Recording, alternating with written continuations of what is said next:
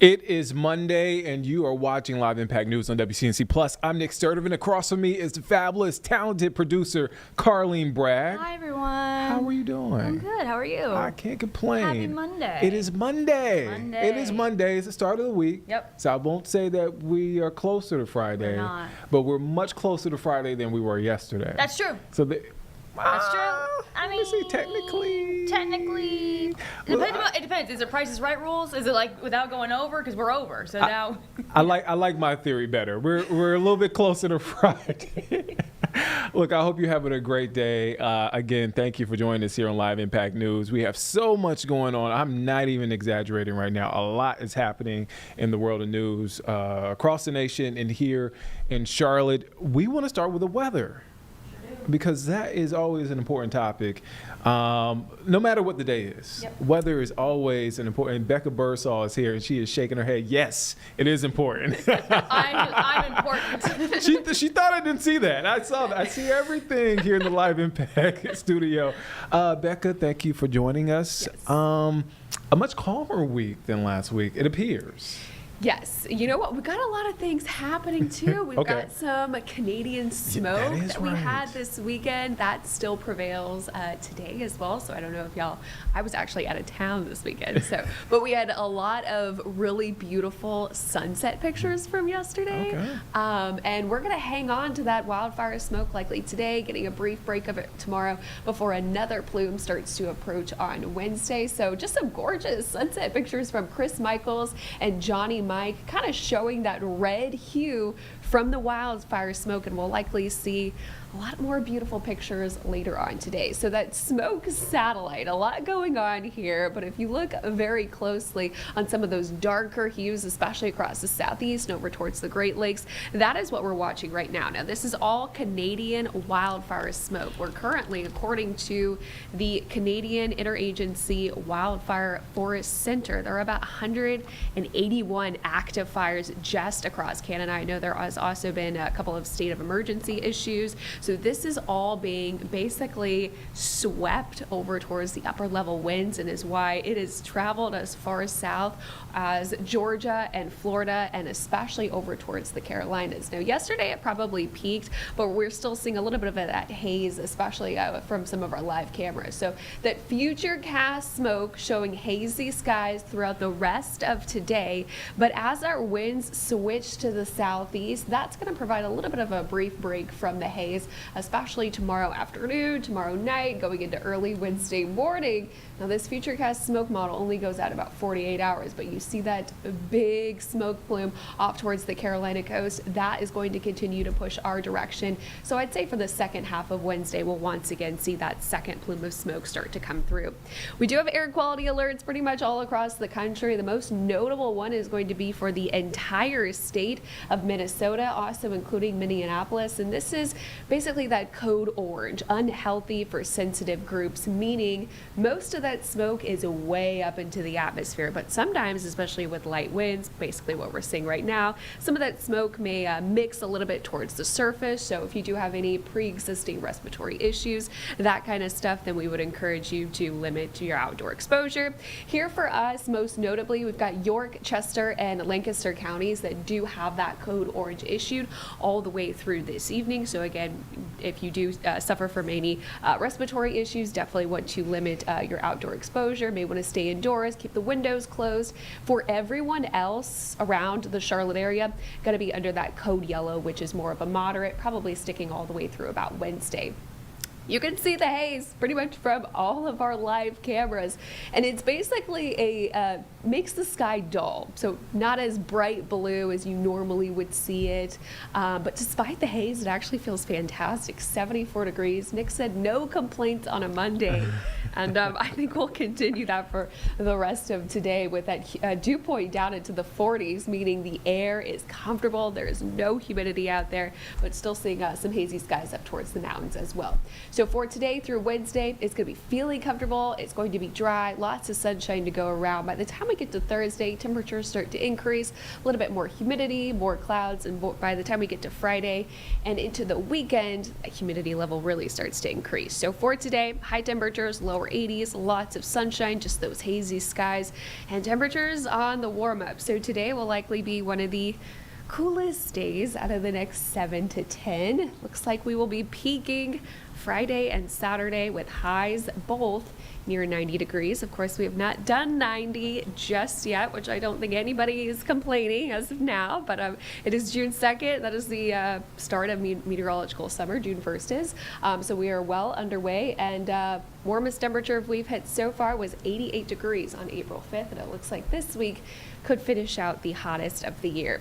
Rain chances will slowly start to go up towards the weekend, so that is what we will look for next. But the drought monitor has seen tons of improvement earlier this month, especially over towards the month of May. Now, just a few of us really under a dry slot around the Charlotte metro, over towards the western North Carolina mountains. A much more serious and severe drought over towards the South Carolina coast. So something that we'll continue to monitor. But for our area, we are doing wonderful, especially for the start of summer. Checking in on the tropics. 0% chance of development for the next 48 hours, but also through the next 7 days. And one of the reasons why is we've got this Saharan dust layer that is just sitting around the Atlantic, and that eventually will continue to move across the southeast over towards the weekend. So we will be replacing our smoke plume with dust later on this week. A lot of stuff going on. Like I mentioned, in this 7-day forecast, for today, tomorrow, again, some hazy skies will continue. A few areas will have that moderate or yellow air quality risk going into the next several days. Bigger store will probably be this big warm up that we have in store. Will be very close to 90 degrees for Saturday and hanging on to that towards the weekend. So feeling more like summer. Just when I said, hey, I'm not going to complain, I got smoke. I knew you were going to have a dust. take back. Yes. I'm like, oh man, I started breathing. I don't know if you can hear me now. You started Now coughing. you started it. Yeah. Okay. So all right, so Becca's a busy person, y'all. She's gonna have more on the smoke coming from Canada in our newscast, but also we have a hurricane special coming up That's right. Wednesday. Yep.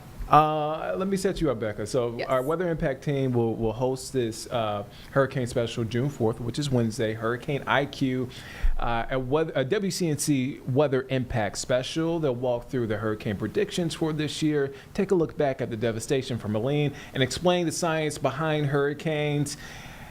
I mean, look, it will help you better prepare for hurricane season, and it will be, again, June 4th at 8 p.m. Yes. Streaming on WCNC Plus. You've done a lot of work going into it. Do you mind telling us, kind of giving us a peek behind the curtain, the work you've been doing on this special? Yeah, for sure. Well, I think coming out of last year's hurricane season, the words that it only takes one storm for it to be a bad hurricane season, that really impacted the Carolinas severely. So just ways to prepare for the upcoming hurricane season, and a recap of last year, and also more of what people can expect going into this year as well, which is expected to be above average once again. So we kind of dive into a couple of those topics, like the impacts and the importance of having flood insurance and the right kind of flood insurance, and the dangers of flash flooding and how important it is to get forecasts from a reliable source and have ways to get those emergency alerts. So we kind of dive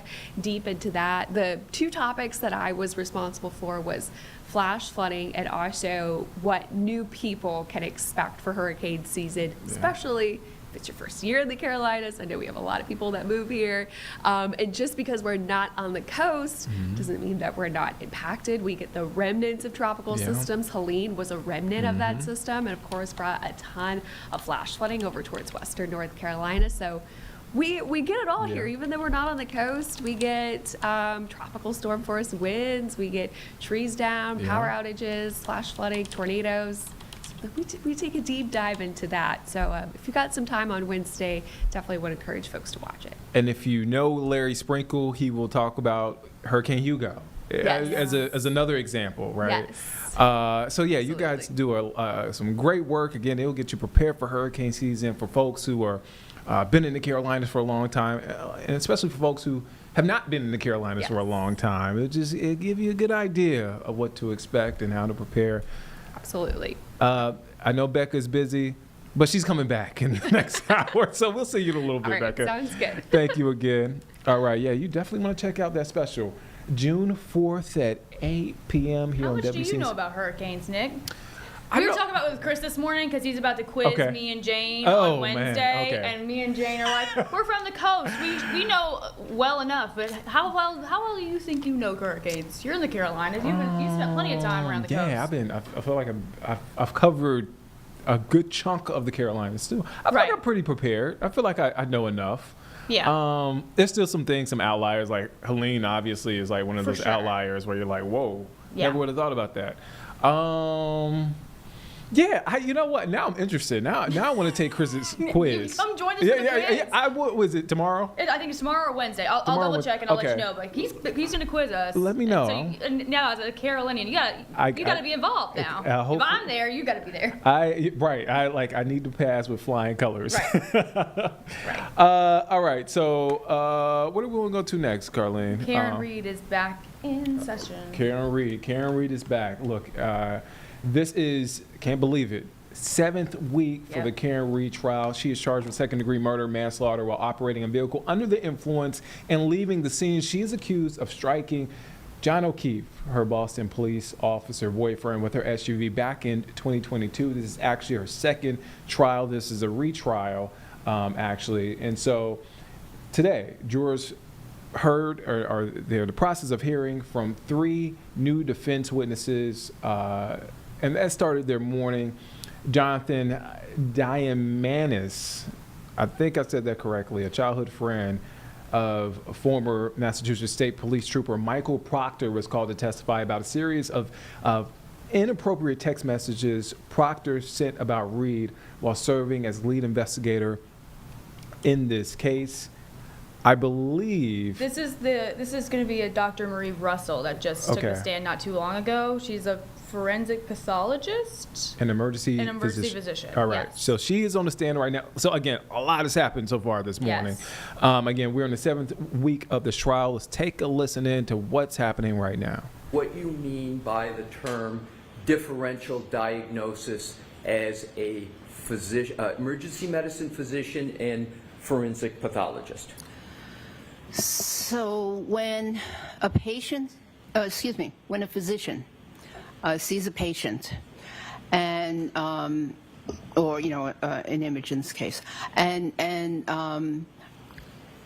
is attempting to make a diagnosis, it's very important that not only do they consider what they believe is the obvious, but also in their mind go through other possible diagnoses and determine if they can rule them out, so to speak. If they can rule them in, rule them out, so that they are not just focused on one thing, but they've actually given consideration to other conditions that may be causing whatever it is that they see.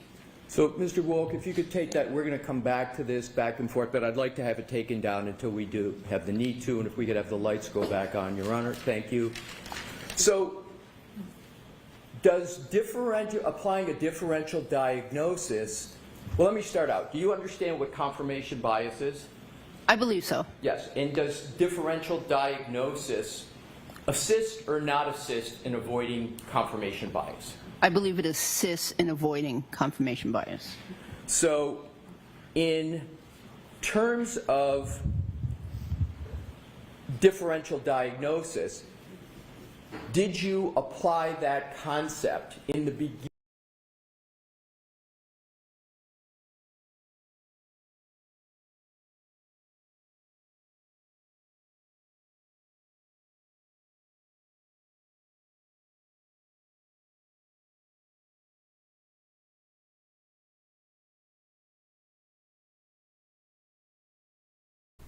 All right, so it looks like that feed dropped out. We're working to get it back up for you. But again, Karen Reed murder trial is underway. And on the stand right there is Dr. Marie Russell. She is testifying. She's an emergency physician and forensic pathologist. It looks like we got the feedback up. So let's get you back there. Again, Dr. Marie Russell on the witness stand right now. Other possible things or causes of wounds on an arm. and what they would look like, and the configuration, the patterns, etc. And then I figured out why these other potential causes of wounds in the arm did not fit this case. So is a phraseology a synonym for differential diagnosis, what doctors call ruling out something? Is that another way to say it as well? Yes. So we're going to come back to the differential diagnosis. I just wanted to have that question first. Now let's switch to the materials that you considered in forming your opinion about the nature and source of the wounds to Mr. O'Keefe. Describe what you looked at in terms of coming to your opinion, conducting a differential diagnosis, and avoiding confirmation bias. What did you look at? Well, I looked at pictures similar to this. So there were pictures taken at the hospital. There were pictures taken at the medical examiner's office. I looked at the medical records. I looked at the autopsy report. And I looked at other reports from the Massachusetts State Police. And then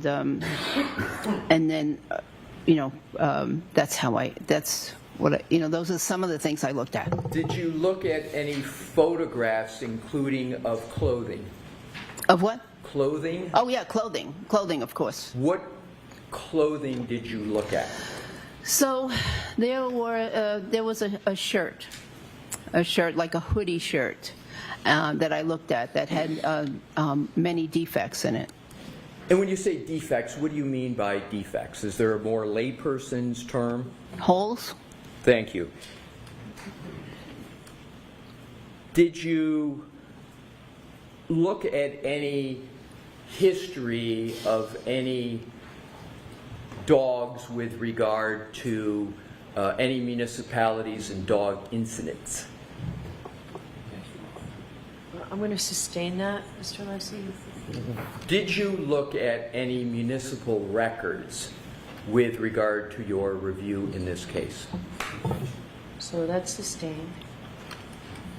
With regard to other documents, if any, could you describe any other documents that you looked at? Well, I also... I'm going to see you at Cyber.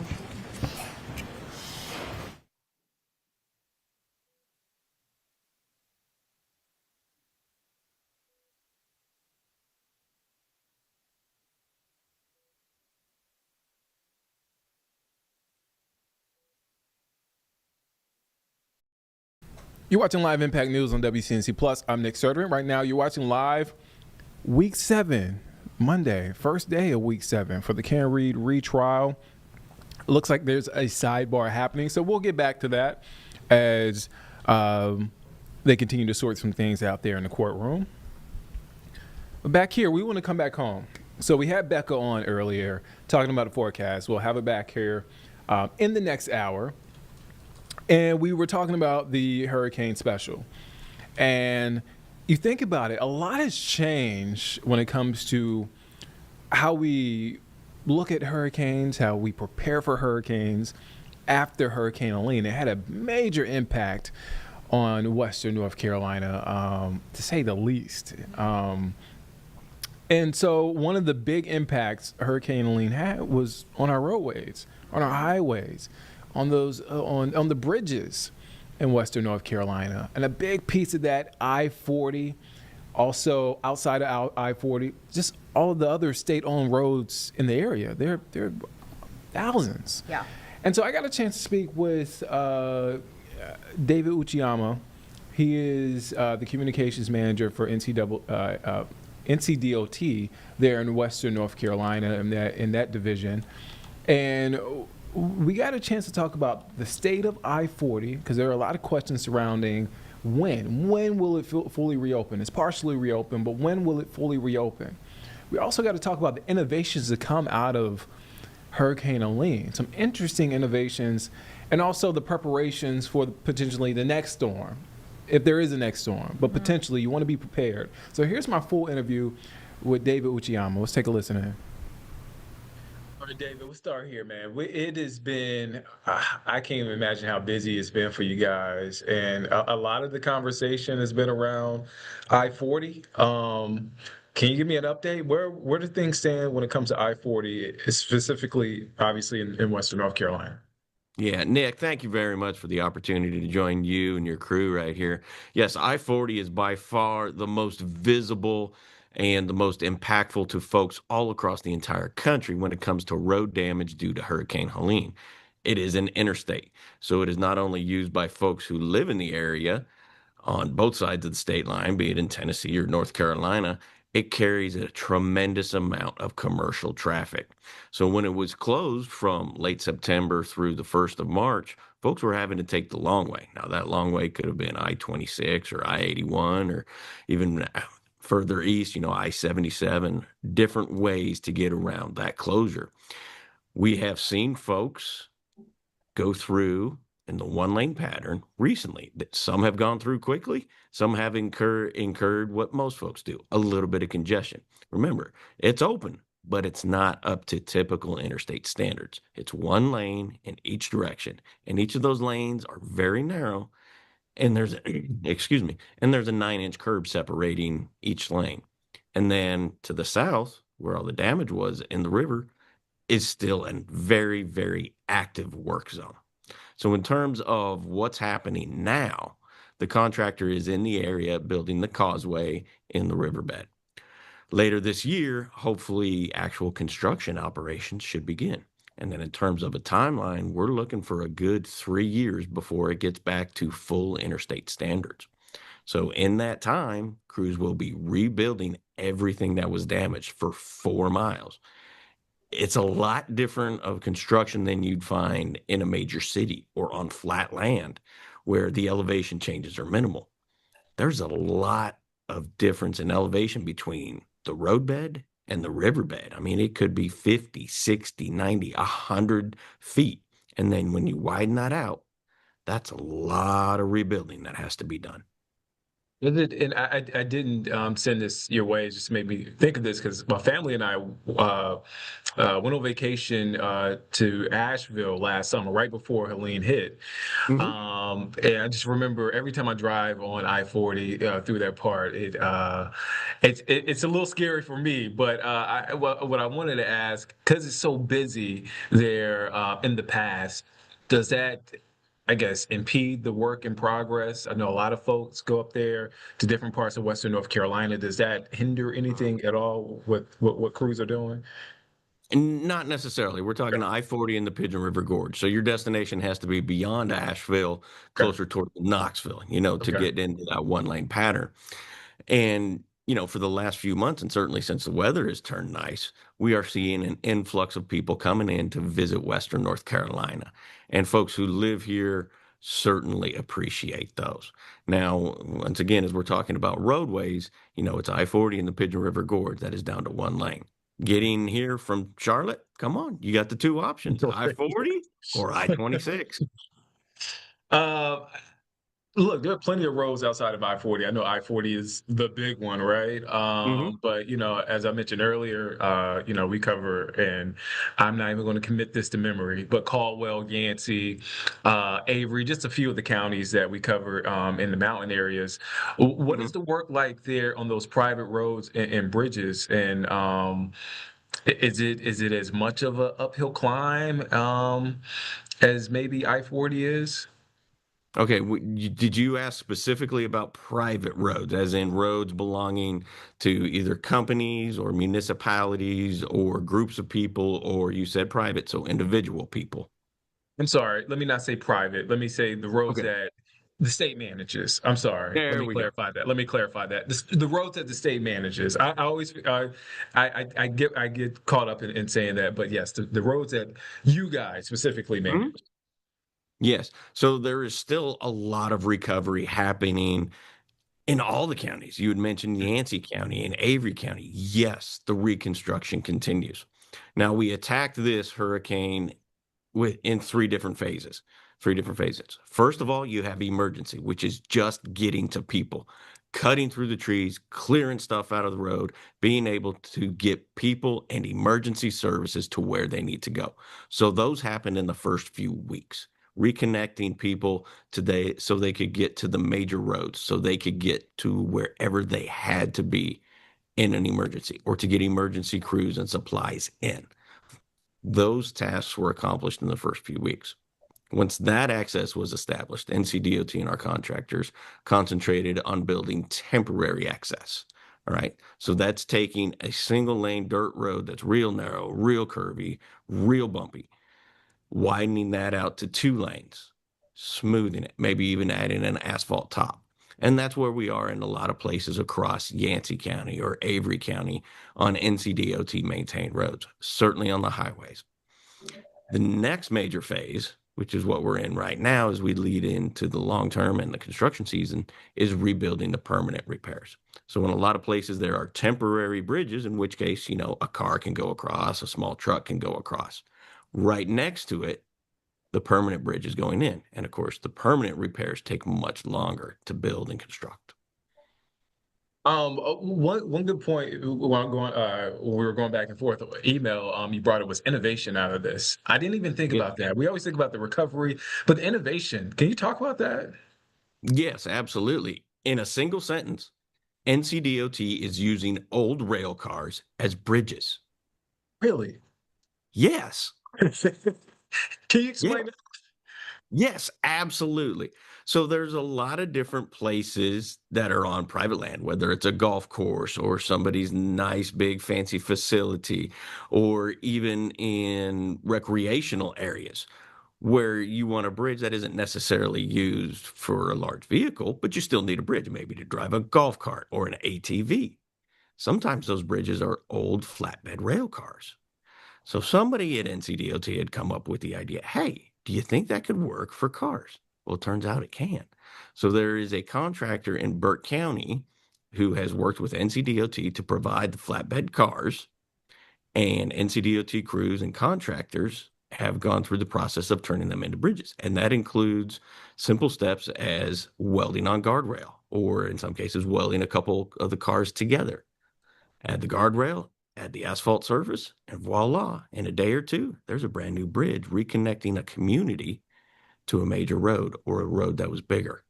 And so that is providing them with safe, secure access that didn't exist immediately after the storm.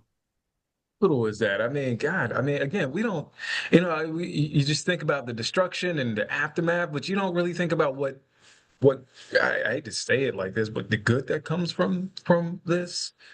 Well, as you know, Western North Carolina residents going back for generations are hardy, hardworking folks who have to think of creative and different ways to solve problems.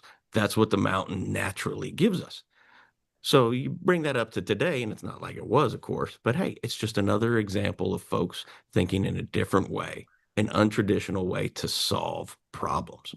One of the benefits of these temporary railcar bridges is that once the permanent bridge is in, NCDOT still owns that temporary bridge.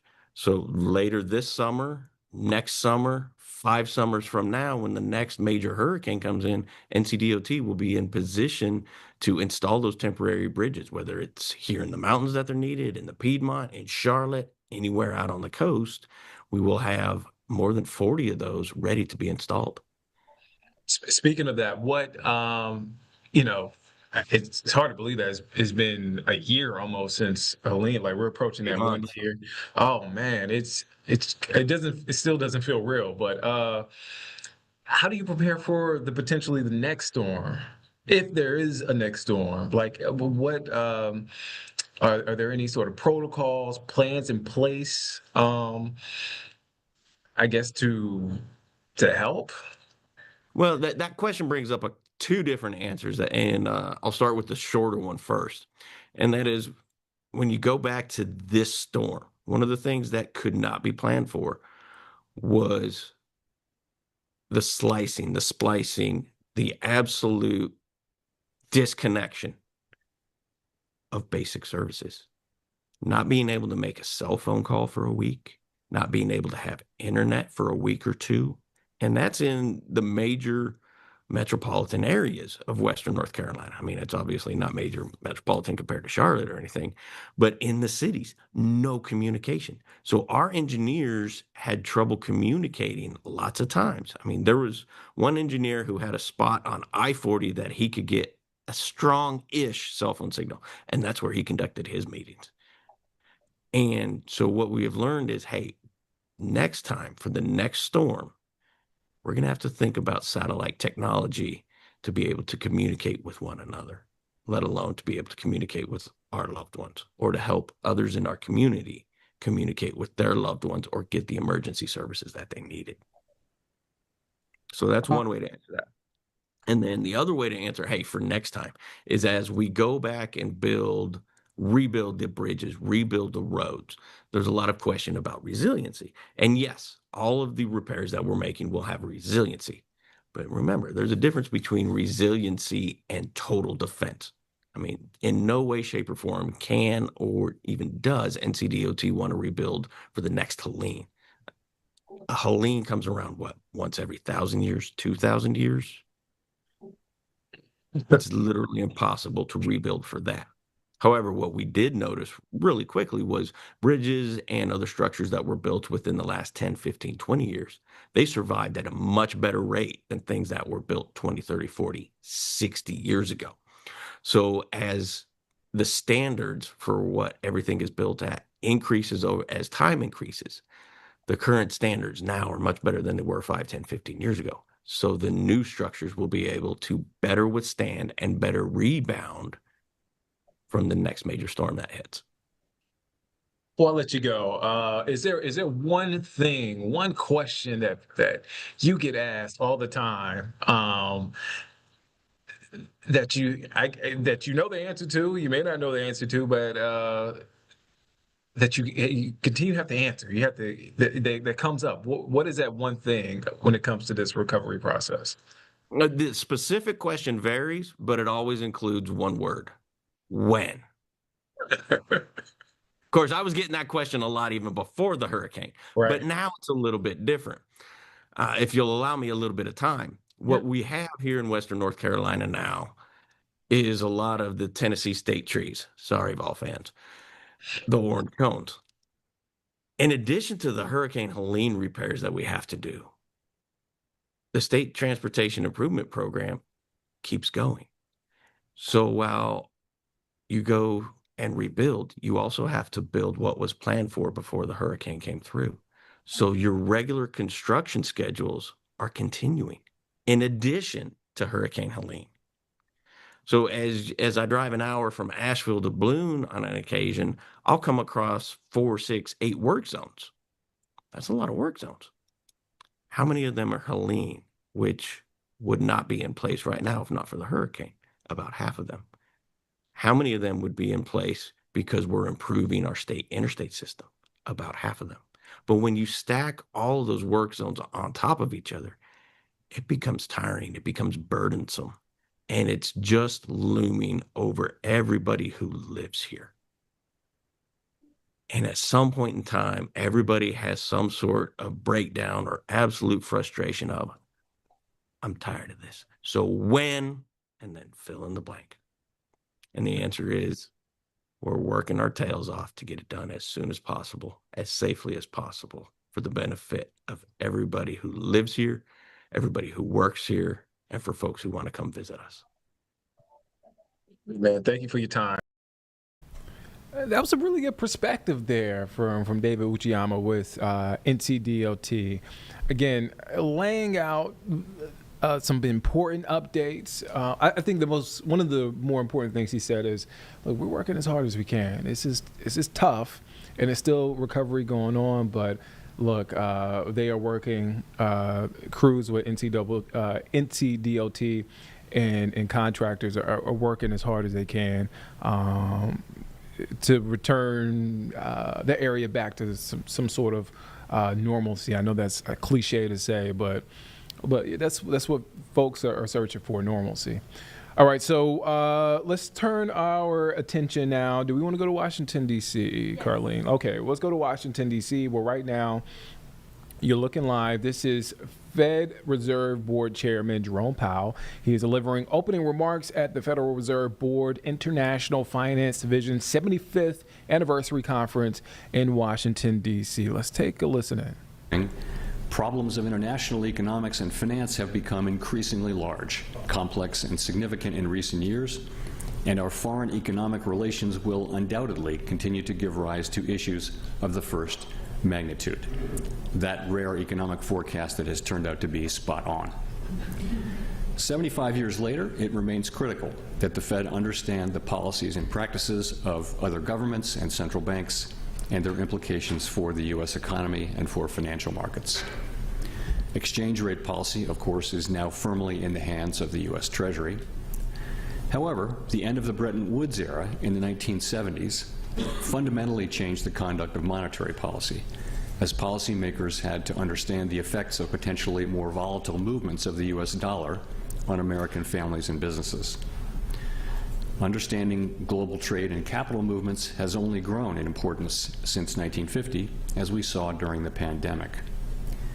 IF helps produce the data on international capital flows and has spent decades researching the effects of these flows and international trade on U.S. and foreign economies. Understanding this complex and interconnected web is essential for us to anticipate the path of employment and inflation. Another important development in the 1970s was the increasing use of macroeconomic modeling, which greatly influenced the division's work. Under the direction of former division director Ralph Bryant, IF developed its first multi-country model.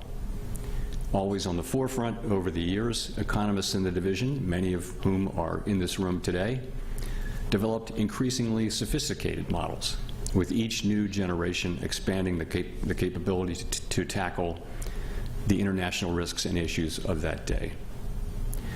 These models have proven useful for understanding how international shocks transmit through the economy and financial markets, for assessing risks and uncertainties through alternative scenarios, and for better comprehending the implications of various shocks for the U.S. and the global economy.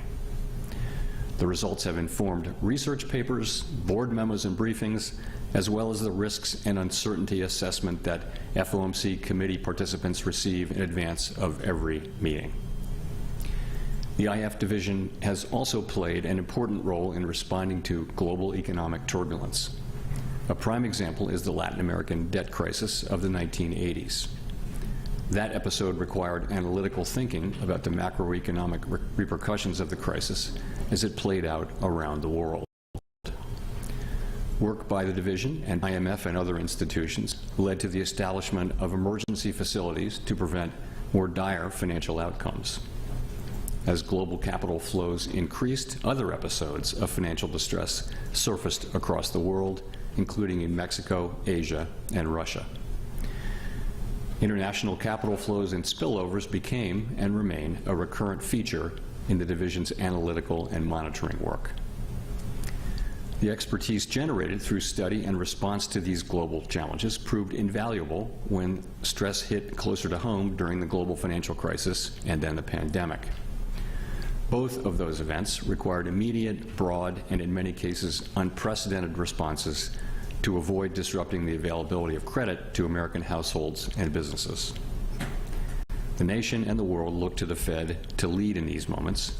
During the global financial crisis, when global funding markets came under stress, IF worked to establish swap line arrangements with several major central banks that helped restore stability in U.S. dollar funding markets. And of course, during the pandemic, IF division helped lead efforts to expand the provision of dollar liquidity by setting up the FEMA repo facility. These periods of acute financial stress and uncertainty prompted the division to develop new tools and analytical products that could be used to understand and respond to the events unfolding on the ground. For instance, the division has devised new methods to measure and assess the effects of various types of uncertainty on economic activity, including new indexes that were built to track geopolitical risk, inflation, trade policy, and economic uncertainty. As we continue to navigate the current period of heightened uncertainty, this work is critical to understanding the quantitative implications of uncertainty shocks. certainly relevant today. So I'll conclude by saying that for 75 years, 9 Fed chairs and countless board members have greatly benefited from the guidance and counsel of IF staff, and not just when responding to crisis. This team helps to assure that we're well prepared for our international engagements by providing us detailed, some might say extremely detailed, materials ahead of time, and often by traveling with us. IF staff are always welcome and productive companions.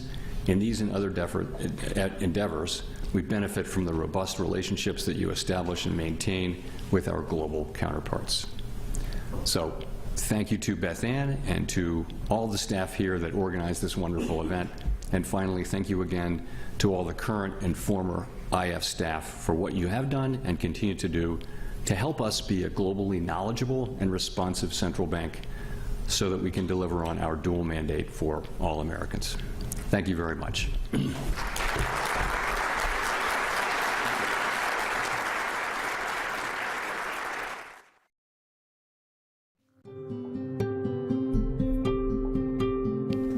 All right, so that was an event, a live event there with Fed Reserve Board Chair Jerome Powell was speaking at the 75th Division of International Finance Conference that was taking place. All right, so let's turn the page for a second. It is a big, big day for NBC News, for WCNC Charlotte, because it is the start of a new chapter. And we're talking about NBC Nightly News. NBC Nightly News, a fantastic program. And it was hosted for the last 10 years, and anchored for the last 10 years by the legendary Lester Holt, a guy I grew up watching. A lot of us grew up watching. I feel like Lester Holt never took a day off. He was the front man of Nightly News and was, I mean, honestly, he's been at a lot of these major stories and events over the years, especially since his time with Nightly News. So he's taking a step back. He's going full time with Dateline, and steps in Tom Llamas. And Tom Llamas starts tonight. It's his first night on Nightly News. I just want to read a quote. He says he's excited to take the helm of Nightly News. And look, I think I read too. Yeah, here it is. Quote, "I'm a little nervous, but I'm looking forward to the challenge." And look, I like when people can admit, especially journalists, we can admit that we have a little bit of nerves, because I think a lot of that stuff when we get in front of the camera, we have to be so confident in our ability to perform and to report that information. Actually, before we get to Tom Llamas, I'm looking down on that screen. We have White House Secretary Caroline Leavitt speaking. I promise we'll get to Tom Llamas' interview with Vanessa Rufus, but let's get to Caroline Leavitt, who just got there to the podium. Let's take a listen in. They can to keep them safe after the horrific attack in Boulder, and also the 2 Israeli embassy staff who were targeted just last week here in our nation's capital. Yeah, we have seen 2 horrific cases of anti-Semitic violence in our country in the last 2 weeks, and it is unacceptable to this president and this White House. And rest assured, to all Jewish Americans across our great country, this president has your back, and he's not going to allow anyone to take part in violent terrorism. It's acts of terrorism in our country, and that's what this case in Boulder, Colorado is being investigated as. Kudos to our FBI director, Kash Patel, for immediately calling this a targeted terrorist attack. That's clearly what it was. But I'd also like to point out that this administration has done more than any administration to curb this violence and to curb illegal immigration. We secured our border in record time, but we're also tightening up our visa process and our legal immigration process. And we know that this individual, this terrorist, was allowed into this country by the previous administration, was foolishly given a tourism visa, and then was illegally allowed to stay. These individuals are going to be deported, and we're not going to tolerate such violence in our country. Caroline told me that Donald Trump was waiting until the talks between Russia and Ukraine today in order to make a judgment on whether or not Vladimir Putin wanted peace. those talks have happened. Where does he stand, and is he willing to impose additional sanctions? I'll let the president speak on that. Today, the Russian and Ukrainian delegations met in Istanbul, but the Turkish president is suggesting that it's high time that leaders, President Erdogan, President Trump, President Putin, and President Zelensky meet in Istanbul. Is that something that President Trump would support and would be partaking? Well, the president has said he's open to it if it comes to that, but he wants both of these leaders and both sides to sit down at the table together. And we saw them do that at the urging of President Trump today. But as for how the president feels about those talks and what took place there, I'll let him speak on that. What's the president's reaction to that Ukrainian drone attack, stunning drone attack on Russian air bases? I'm sure he saw that. What's his reaction? Well, look, the reaction is this war needs to come to an end. And this war has been brutal from both sides. Too many people have died. And the president wants this war to end at the negotiating table. And he's made that very clear to both leaders, both publicly and privately. Are the trade negotiations still ongoing after last week's pause? And how are the negotiations with the European Union to avoid that 50% tariff? Well, the European Union came to the table thanks to President Trump's threat of tariffs. And now we are seeing that they are negotiating in good faith with our delegation. So we remain hopeful and optimistic that a deal can be struck with the European Union. As you know, we are in discussions with many other countries around the world as well who understand the need to cut a good deal with this president and the administration. And Secretary Bessie and Secretary Lutnick, Ambassador Greer continue to work around the clock on this. These attacks are concerning. We saw the firebombing of the Pennsylvania governor's mansion, as well as what happened over at the museum here in Washington, and now this most recent attack. Is there concern in the administration that there could possibly be some sleeper cells here in the United States?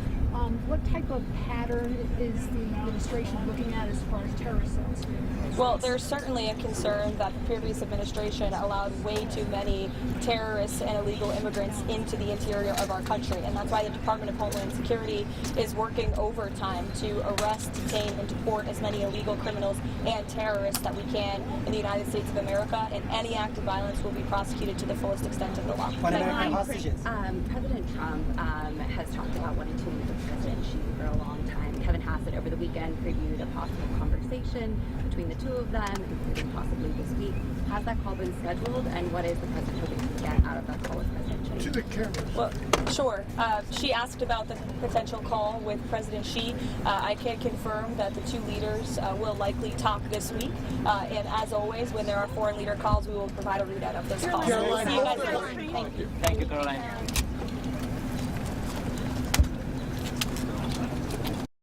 You're watching Live Impact News on WCNC Plus. I'm Nick Sturtevant. That was White House Secretary Caroline Leavitt as she spoke with reporters in Washington, D.C. All right, let's get back now. I teased it earlier. I did a big tease. Tom Llamas. That's how it works here, though. It works. It does. This is Live Impact News where, hey, look, I may be in the middle of an intro and then something live happens that we feel like warrants your attention, so we send you right there. Yep. But Tom Llamas will be proud of that intro. I think. Yeah, that was I think he'd be proud of us. Pretty good intro. We have to direct our news where the news is happening. He'd be proud. Yeah. Hey, shout out to Tom. Because Tom. even more importantly, he is taking over as the anchor, the man in the big seat there at NBC Nightly News. So he got a chance to speak with our very own Vanessa Rufus about this new position that he's taken on and this new chapter for Nightly News. Let's take a listen in. Tonight, NBC's Nightly News is going to have a new anchor. NBC's Tom Llamas is taking the reins as Lester Holt is moving to a larger role at Dateline. And we're so excited Tom is joining us now ahead of his big debut. Thanks so much for your time, Tom. Hey, Vanessa, so great to be with you and to the viewers there in Charlotte, North Carolina. North Carolina, one of those great states. We visit it all the time. There's always something happening in North Carolina, so I always have a great time when I'm down there. Well, absolutely. You're always invited to come and visit here in Charlotte. Of course, a big transition to talk about. You're holding the seat of so many great anchors, Tom Brokaw, Brian Williams, Lester Holt, and now you. So how are you feeling? It feels incredible. I mean, it's the honor of a lifetime. I grew up in an NBC family. I grew up watching Tom Brokaw, and Lester's been a friend and a mentor for a long time. And I actually worked for Lester. My wife did too out of college. We were production assistants on a show at different periods. And he's always been such a good person. He's always treated me the same way, and he's always been there when I needed advice. So it truly is amazing that I'm taking over for him because I have so much respect for him. And to me, Nightly News is the best of NBC News at night. I think our reporters, I think our teams in the field are unmatched. We are best in class, and Nightly News really is the epitome of that. And so to be able to anchor the show and to put my stamp on it, Vanessa, I'm really looking forward to it. Yeah, I mean, speaking of being the apex of journalism here, we know journalism is super important all the time, and today that is just the case as well. Folks are getting important information and details about stories that are impacting their lives in the world around them. So what is your take on your role in this new leadership position here, leading essentially the industry here and serving the community? And we also understand, too, you're big on getting out to the scene. So how does that play into how you see us serving the community as journalists? Yeah, sure. I think when something happens either in our country or overseas that the entire nation pauses and sort of focuses on, I think that's where I need to be, and that's where we will be. Breaking news is in my DNA.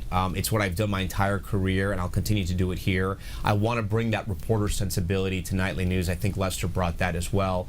I think being a reporter is the highest calling in this business because you get to meet people and tell their stories.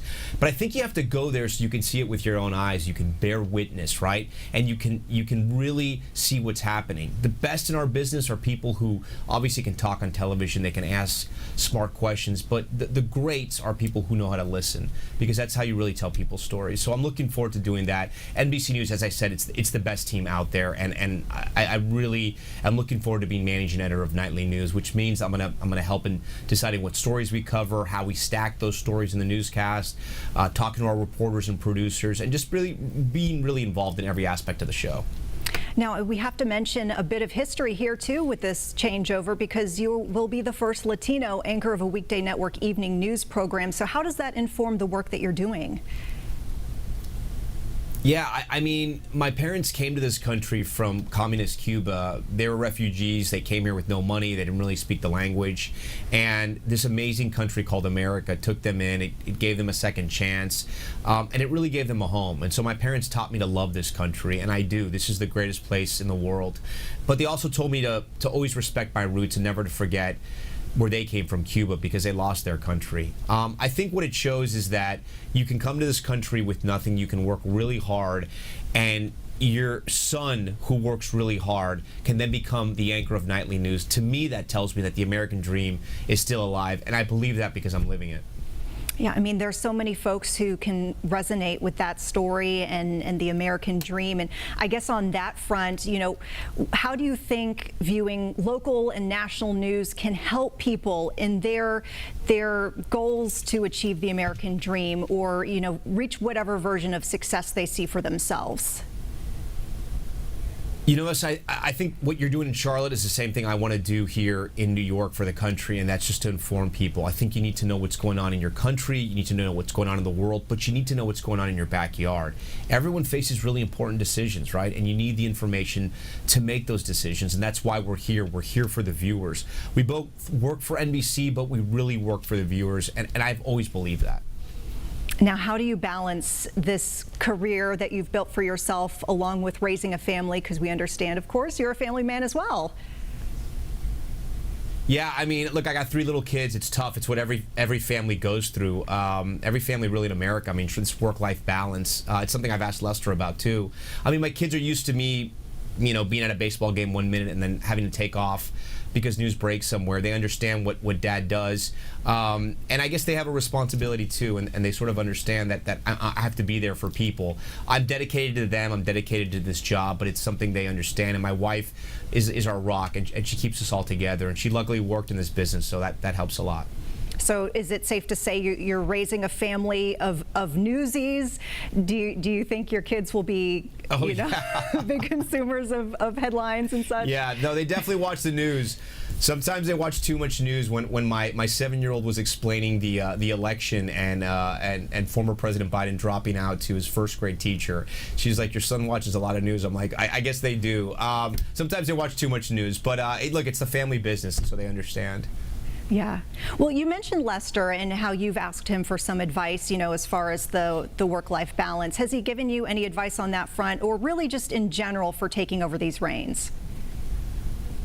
Yeah, I'm gonna meet with him probably a little later, just because I like to always sort of ping him and ask him a few questions here and there. And he's a great guy. He's got such good advice, and he knows the right things to say. And he's been there just like I am now. And so I always want to keep open that line of communication. And he's such a big part of NBC, so he's a resource that we'll continue to tap.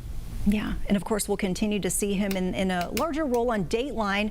Dateline. Yep. And you will continue as well with Top Story too. So not too many changes, it sounds like. Yep. All right. No, it's not. Right after Nightly News is done, you can watch us on streaming. We want to make sure we're everywhere where the viewers are. Yeah, so important to reach folks where they are. Tom Llamas, thank you so much for taking some time to speak with us. Best of everything to you in this next chapter. And I mean it, come and visit us here in Charlotte. You got it. Thanks so much. This was great talking to you. All right, you too.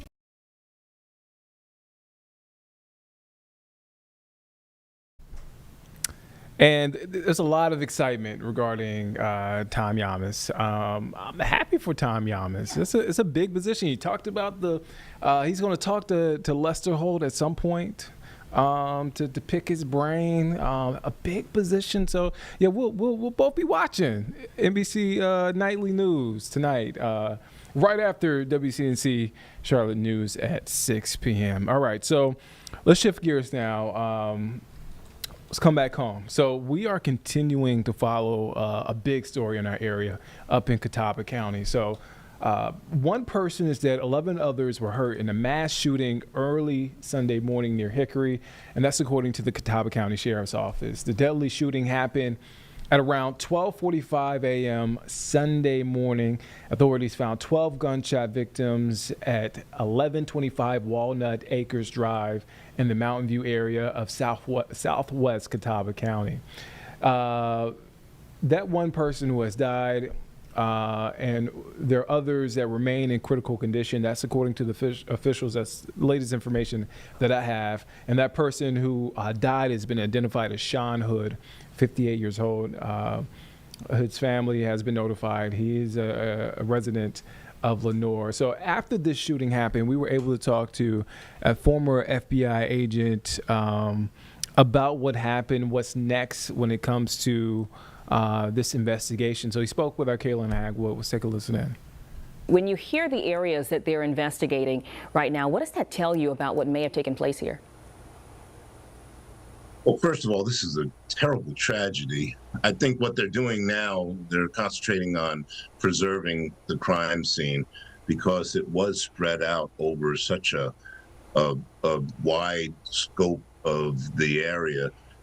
I don't know if it was a party that had taken place and this was after the party, but it appears as though there was some gathering and folks were still hanging around, and that this may have occurred late night, during or after the party. So preserving the evidence, gathering information from those who were casualties of this. Unfortunately, one person was killed, but fortunately, several people are still have survived. So I'm sure what they're doing is they're trying to figure out how to speak to those who are in the hospital, and there seem to be almost a dozen people in the hospital. Certainly, and the Sheriff's Department not saying exactly what the ages are or what type of party that was taking place. And maybe with a little bit more context there, we would be able to understand why things were happening so late at night whenever this all unfolded. But speaking of that, this did happen just after midnight where all of this took place. It's now 9:30 in the morning. That scene's still very active there, a large law enforcement presence. Why do you think investigators take more time in an investigation like this? There are so many casualties, and because it took place when it was dark out, it's harder to gather the evidence. So now that they have sunlight, they're able to gather the evidence, whether it's the shells from the bullets that were used, which can tell a lot, or whether it was footprints, tire tracks. There's also the possibility that there could have been cameras, public cameras that could have captured images of the vehicle that the people or person used. So there's a lot of work to do at this point, and fortunately, they're able to speak to some of the people who were there, because not everybody wasn't killed. This is such a tragedy, though. Yeah. How important do you think that eyewitness testimony is going to be as they work through their investigation? Extremely important.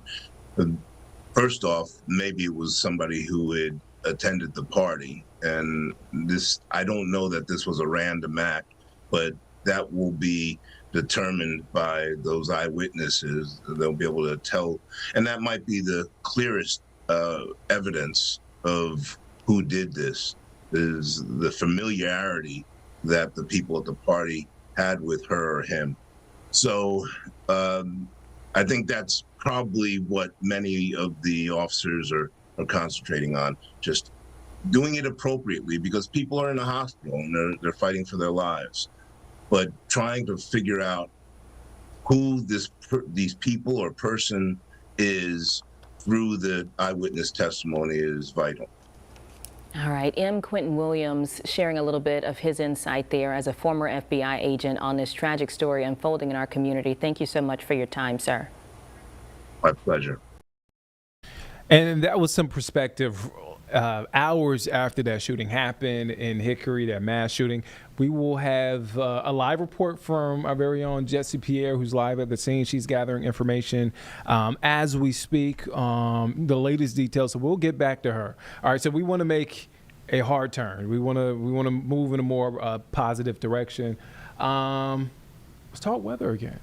Yeah, let's talk weather again, Carlene. Let's talk weather. Let's do it. Let's do it. All right. So, I had no complaints about the weather. I had no complaints. That's rare. I had no. You always have at least something, one thing to say. Had. Oh, had. Oh, that's right. I had. Thank you, Becca. That was past tense the way you said it. That's right. But when Becca started talking about smoke and dust and now it's time to complain.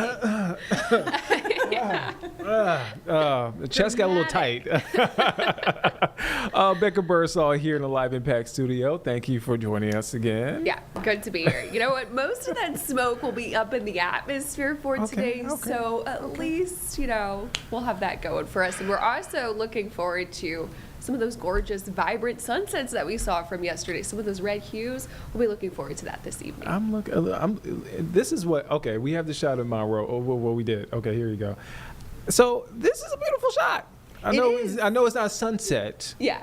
But still, a beautiful day. It is. Okay, am I looking at haze in the sky? Okay. All right. Should I ask? I'm sorry. This is the right one, right? Yes. Okay, good. I was like, I forgot to ask. That's behind the not so blue skies is what we're looking at. Yeah. Definitely hazy, kind of just a dull look. And that's what we're going to see for the rest of the day. But typically, though, once we get to around sunset time, the smoke actually enhances some of the oranges and red color, which is why we tend to see more of those vibrant sunrises and sunsets.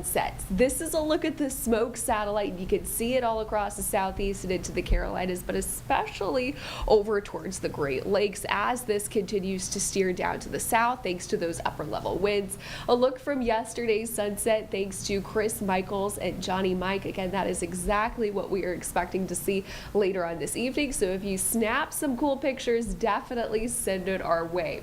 We'll have that smoke carry around for the rest of today, but as our winds starts to switch to the southeast, that's going to drift some of that smoke out of here. So I don't think it's going to be nearly as hazy, especially tomorrow afternoon for most of us across the Carolinas.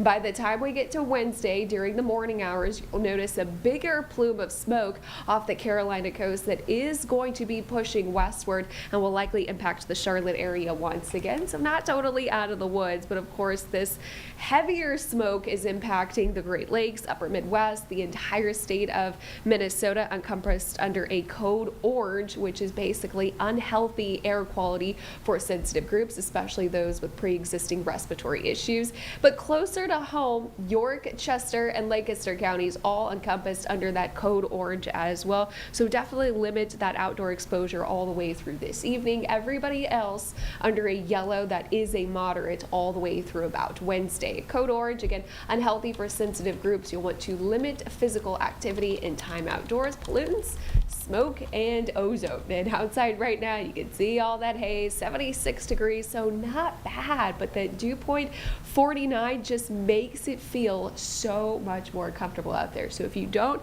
suffer from any respiratory issues today, would actually be a great day to get outdoors. We'll likely continue this all the way through about Wednesday. By the time we get towards the end of the work week, that's when the humidity level starts to go up, a little bit more clouds, and the potential for some storm chances, especially for this weekend. For today, though, lots of sun, hazy skies, high temperatures will likely reach the lower 80s. And you'll notice today, probably the coolest day out of the next 7 and 10, as we're only going up from here. A big warming trend, especially by the time we get to Friday and Saturday. That's when I think we'll peak with those high temperatures very close to the upper 80s, lower 90s, all across the metro. The warmest day out of the year so far has actually been April 5th. And that was only 88 degrees. So we have not yet hit 90 degrees. And of course, we're in the summer months now. It is June 2nd, and we are forecasted to hit that 90 come Saturday. Rain chances will slowly start to increase as well, especially by the time we get to the weekend. About a 40-50% chance for both Saturday and Sunday, meaning we could potentially see some stronger storms with that system. Tropical development. It looks like this graphic may have just updated, and there may be a potential now for a low chance for a tropical low to form off the Carolina coast. This is actually something that we've been looking at for some time, but there's so much Saharan dust out there over towards the Atlantic, and that Saharan dust layer typically suppresses tropical activity. It creates this drier air in the atmosphere, which suppresses basically convection and not allowing storms to grow. So something that we'll continue to monitor, but we do know that that system is going to be bringing us rain. And right on par with that, of course, we do have that WCNC hurricane special that airs on Wednesday, and hurricane season started yesterday. So I will continue to look at more information right now from the National Hurricane Center about that potential low pressure system. Okay, now has a 10% chance of cyclone formation in the next 7 days, and this is just off the Carolina coast, so a low threat. But you know what? That's the first issuance of any tropical cyclone formation in the Atlantic so far. So. And look, you said it earlier, it only takes one storm. It really only takes one storm. Only takes one storm. So don't think this one is going to be anything major for us. Typically we see the storm hurricane chances go greater, especially during later on in the season. But again, something that we'll be monitoring. And I do want to make sure I remind you guys again, June 4th, our Weather Impact team will host Hurricane IQ, a WCNC Weather Impact Special. They'll walk through the hurricane predictions for this year, take a look back at the devastation from Helene, and explain the science behind hurricanes. I am looking forward to this one. It will help you be better prepared this hurricane season. You can catch it on air or streaming on WCNC Plus on June 4th. That is Wednesday at 8 p.m. So I know what I'll be doing June 4th at 8 p.m. I'll be tuned into this special. But seriously, it is a... It is something that will help folks who are longtime North Carolinians, South Carolinians, but also folks who just moved into the area. So. Yeah, absolutely. And especially I think the misconception is since we don't live on the coast that we don't see serious impacts, but we all know that that's not true. Yeah. We often get the remnants of tropical systems and hurricanes, and that can bring tornadoes, flash flooding, high winds, tropical storm force winds, and of course Hurricane Hugo, which our own very Larry Sprinkle lived through that. And winds gusted around 100 miles per hour in Charlotte, which is probably the highest gust we've probably seen at the airport. So he has an incredible story about that too. Yes, so he does. Yeah.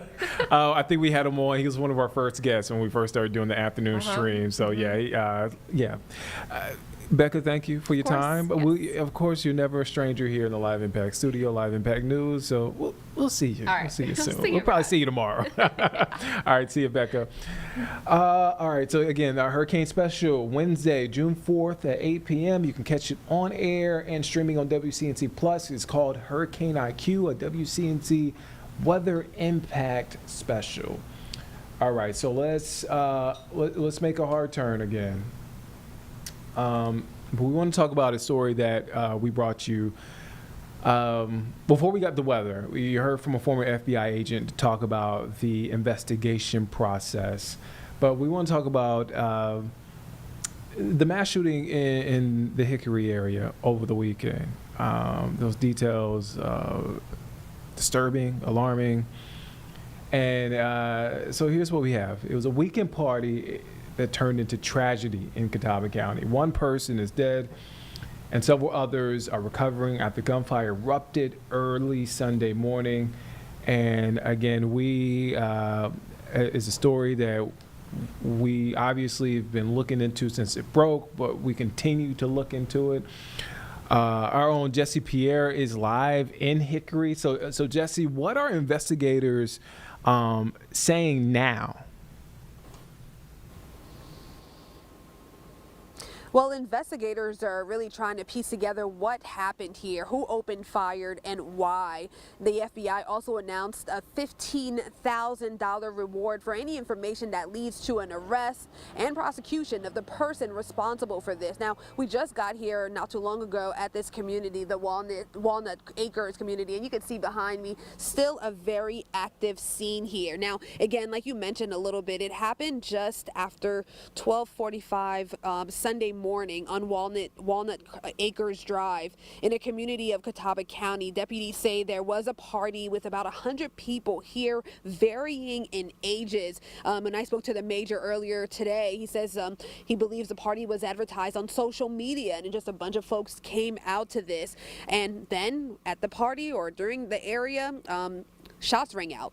One person died. He was identified as 58-year-old Sean Hood of Lenoir, and again, he was killed. 11 others were hurt or injured in the party or during the shooting. Some were shot, others were hurt as they were trying to leave, escape, or flee the area from the gunfire. Now, the sheriff's office says that the victims range in age from 16 years old to 57 years old. And again, I mentioned there was a 58-year-old man who did pass away. Now, the sheriff's office says that this was not a short-term rental, and they do believe that more than one shooter was involved. They also do say that they do not believe that the owner or anyone who lived in the home was present at the party. Now, again, this was a really large party. A lot of people here, a lot of people hurt. One person has died. At this time, there has not been an arrest made, and no suspect descriptions has been released, but they did put out that $15,000 reward in hopes to get information that leads to an arrest. Nick? All right, that's Jesse Pierre live in Hickory, and you can catch Jesse at 5 and 6 this evening on WCNC Charlotte and WCNC Plus. Jesse, thank you for your time, and thank you for the update. All right, yeah, that is a story that, again, we've been all over this weekend, and we are continuing to get updates as they come. You saw Jesse there giving an update on that story, and which we have now. I'm sure we'll get more updates as they come in. All right, so we want to shift now to Newark.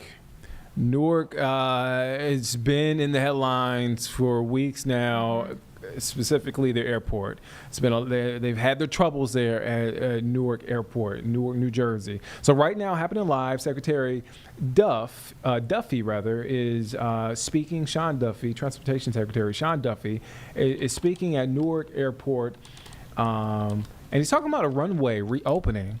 Here's one of the officials talking. It's not Secretary Duffy, but this is one of the officials there. Let's take a listen in. The number of flights that we have at the airport, and while we would at United would love to schedule more flights, we can only schedule as many as the airport can handle. And so having the infrastructure right, having the staffing right at the TRACON, at the tower, and in the centers, but also having the airport realistically scheduled is the key to letting this be the crown jewel that it really is for not just United Airlines, not just for New Jersey, but really for the entire country. Because Newark, The United Airlines hub here actually is the largest single airline international gateway, particularly to Europe, of anywhere in the country. It really is a crown jewel of Americans visiting and seeing the world, and for people from around the world to come experience this country. So a huge thank you to everyone. We are glad to put this in the rearview mirror, and as I told you, customers can not only book with confidence. We did get well behind on bookings because of the perception issues around Newark recently, and so that means more seats are available, which means that the fares are better than they're probably going to ever be in the years to come. So now's the time to book your vacation. If you want to go to Europe or you want to head across the country, now's the time, because you're going to have not just a good value, you're going to have great people of United taking care of you, but you're also going to have an airport that is likely to be the most reliable of any of the New York airports, just like it was before the runway construction for the remainder of summer. So thank you all for joining us, and with that, I'll turn it over to a congressman from this great state, which is a crown jewel for us and for the country, Congressman Tom Kane. Thank you. Thank you. Thank you. Thank you. It's good. It's great to be with you here with the Secretary, here with the leadership of the wonderful organizations. If New Jersey, the region, and the United States are going to be successful, Newark Airport has to be open. It's that simple. And this great partnership that came in 13 days early is going to be a real benefit and a real focus for other airports to follow their lead. The Port Authority did a phenomenal job. The FAA, DOT did extraordinary jobs. That partnership, as well as with the private sector, with Verizon, as well as with United, making sure that the communication was key. Infrastructure has to work.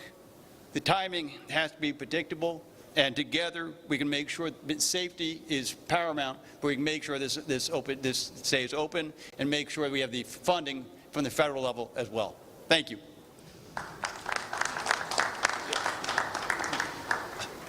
All right, we're happy to take any of the questions you may have for us. Yes? So when are passengers, thank you. So when are passengers really going to see a change or a difference, and, you know, in volume and the ability to book more flights and options, things like that? So I'll take a crack at that. If I get it wrong, Chris will tell me. So we're at 28 flights an hour right now. Once the runway gets certified, we're going to increase that to 34 flights an hour. So you're going to start to see that, and that's going to be the 9th or 10th. We think it's going to be certified, so a little over a week. And so then when you'll have more capacity coming out of this airport, and we're going to hold that then for the summer. We're not going to reevaluate the number of flights per hour until we get to October. Yeah. I'll just add that from a customer perspective, what's selling right now is that 34 flight. So if you book, you can have confidence that the selling schedules are equal to the 34 that the Secretary said, so you can book with confidence. Yes. Hi, Katie Corrado from Pix 11. So you had to, particularly United, cancel flights voluntarily, and that is with one runway down. So now that you've added this runway back, can you start adding flights back? Is that in the foreseeable future? They are. So the schedule is now built starting June 15th at 34. It's 28 until then, but the airport's going to easily be able to handle the 28 because the runway's back early. But once it's back to starting June 15th, the airport is scheduled at 34 per day. And again, that's what's in the selling schedules today. So if you're buying a ticket this summer, you can have confidence that that's the schedule. And I think we'll be able to gradually ramp that up by the time we get out to October and look at the data. But we're confident. And the other thing that United has done is fly bigger airplanes. So we'll have fewer flights, we have fewer regional jets, and we're flying bigger aircraft in to keep the number of seats for customers similar to what it was before. But the schedule is now set. Okay. Just to add to that, we had three problems. One, the runway was getting rebuilt, and again today we're celebrating 13 days early. We had a telecom issue that new fiber is laid, but it has to be tested. And then we have the staffing issue with air traffic controllers. So all of those things on a rolling basis are going to come online. And as that happens, we're going to be able to expand the capacity of the airport. But again, you can't snap your fingers and make it happen really quickly, because these things take longer than a week or two or even a month.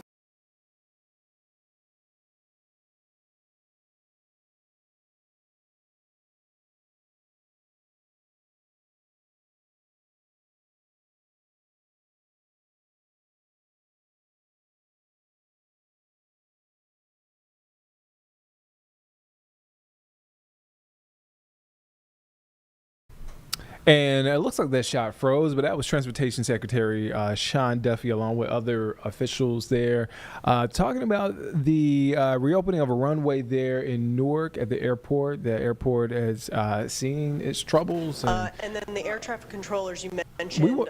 I think we got it back, actually. I hear it in my ear. We'll send you back out there to that press conference. Can you give us a little more particulars on that? Do you expect all of those air traffic controllers that are getting trained for Area C to be rolling out like a year today? Like how can you just give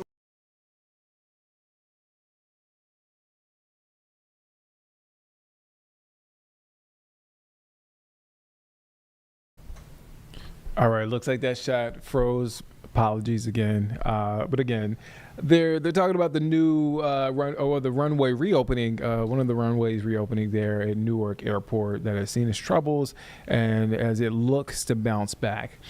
All right, let's come back home. So we want to bring you the full interview in its entirety from a Charlotte mother who is urging city leaders to do more to address juvenile crime, which has been a big issue here in the area.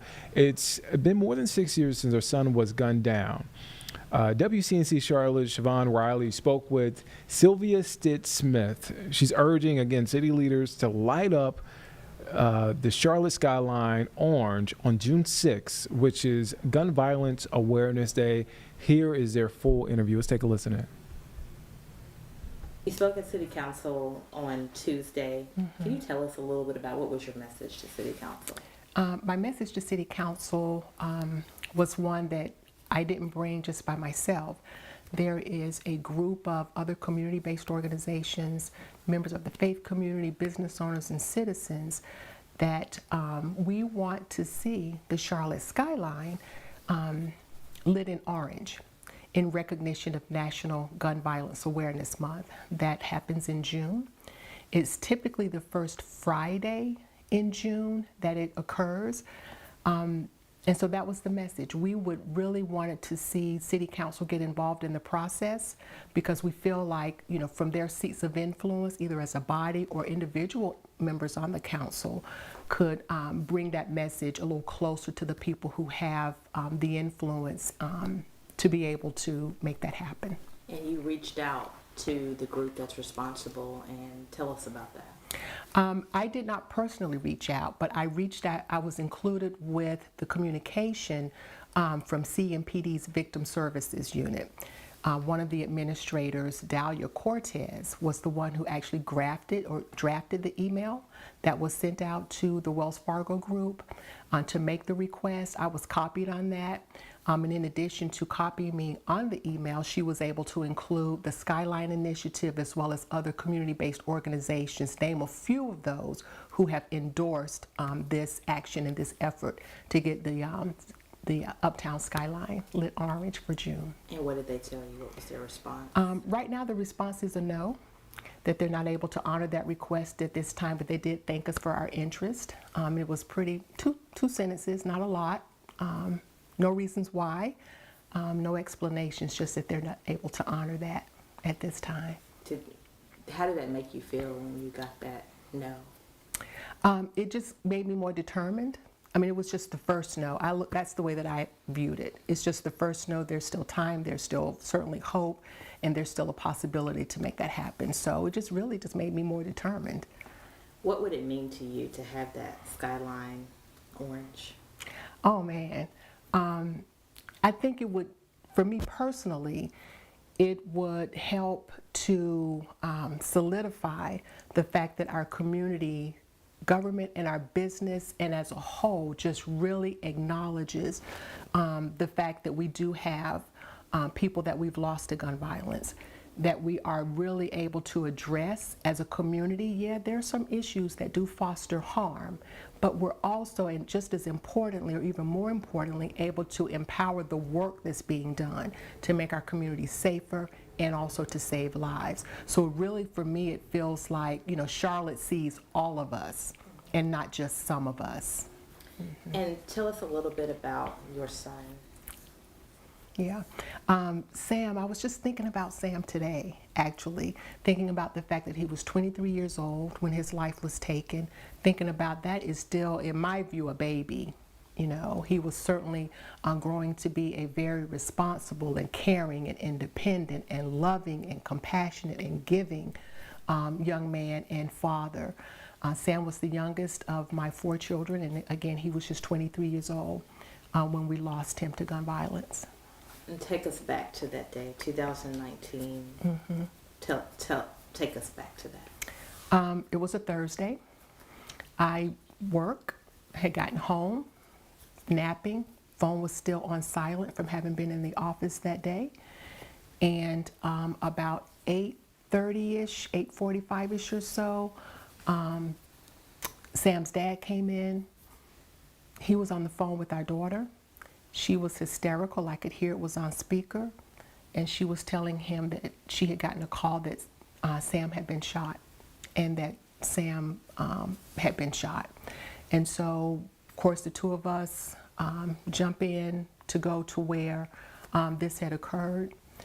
One of my main concerns, of course, was with my son and, you know, what happened to him. I was able to make a phone call to the number that I had gotten and had missed because, again, my phone was off.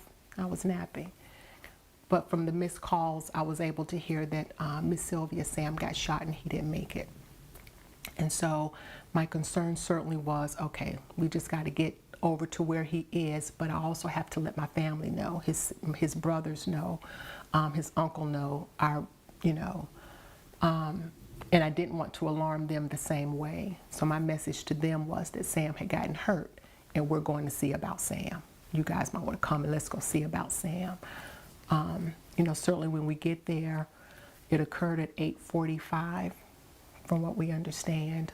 He was inside an apartment, so we were spared the trauma of actually seeing him, you know, down. We got there about 9-ish or so, and it was about 2 in the morning before they actually brought him out, but we were there, you know, that entire time. It was hard, you know, it was hard to be there. And so, I don't know what else to say about that, but it was hard. We had a lot of support there. There was lots of our family that, you know, was able to come there. Certainly, you know, the news was there and CMPD was there doing their investigation. That was when I first met Victim Services and have been partnered with them ever since. That was sort of a lifeline for us And you were that telling evening. me that the people who took his life one of them was very young. Can you tell me about that? Yeah, it took about 2 years to make the arrest, and there was a 14-year-old that was the one who was said to have pulled the trigger, but he was with somebody who was twice his age, at the time 28 years old. And so one of the indignities that we had to face because he was a juvenile was that they have something called detention hearings, which are like bond hearings for adults. And with detention hearings with juveniles, they do those every 10 days. So every 10 days, we were in a cycle of being online with the district attorney's office, with CMPD, with his support group, with the court system, so that in every 10 days, we were hearing the details of what happened. You know, who did what, Sam did this, they did that. So that was really difficult and challenging time for us because it was involving a juvenile. Eventually the juvenile was allowed to go home. And shortly after that, the district attorney's office dropped the charges pending further evidence. And so certainly I get it that our community is not always forthcoming with information that would help solve, these cases. And I do get that it's our culture.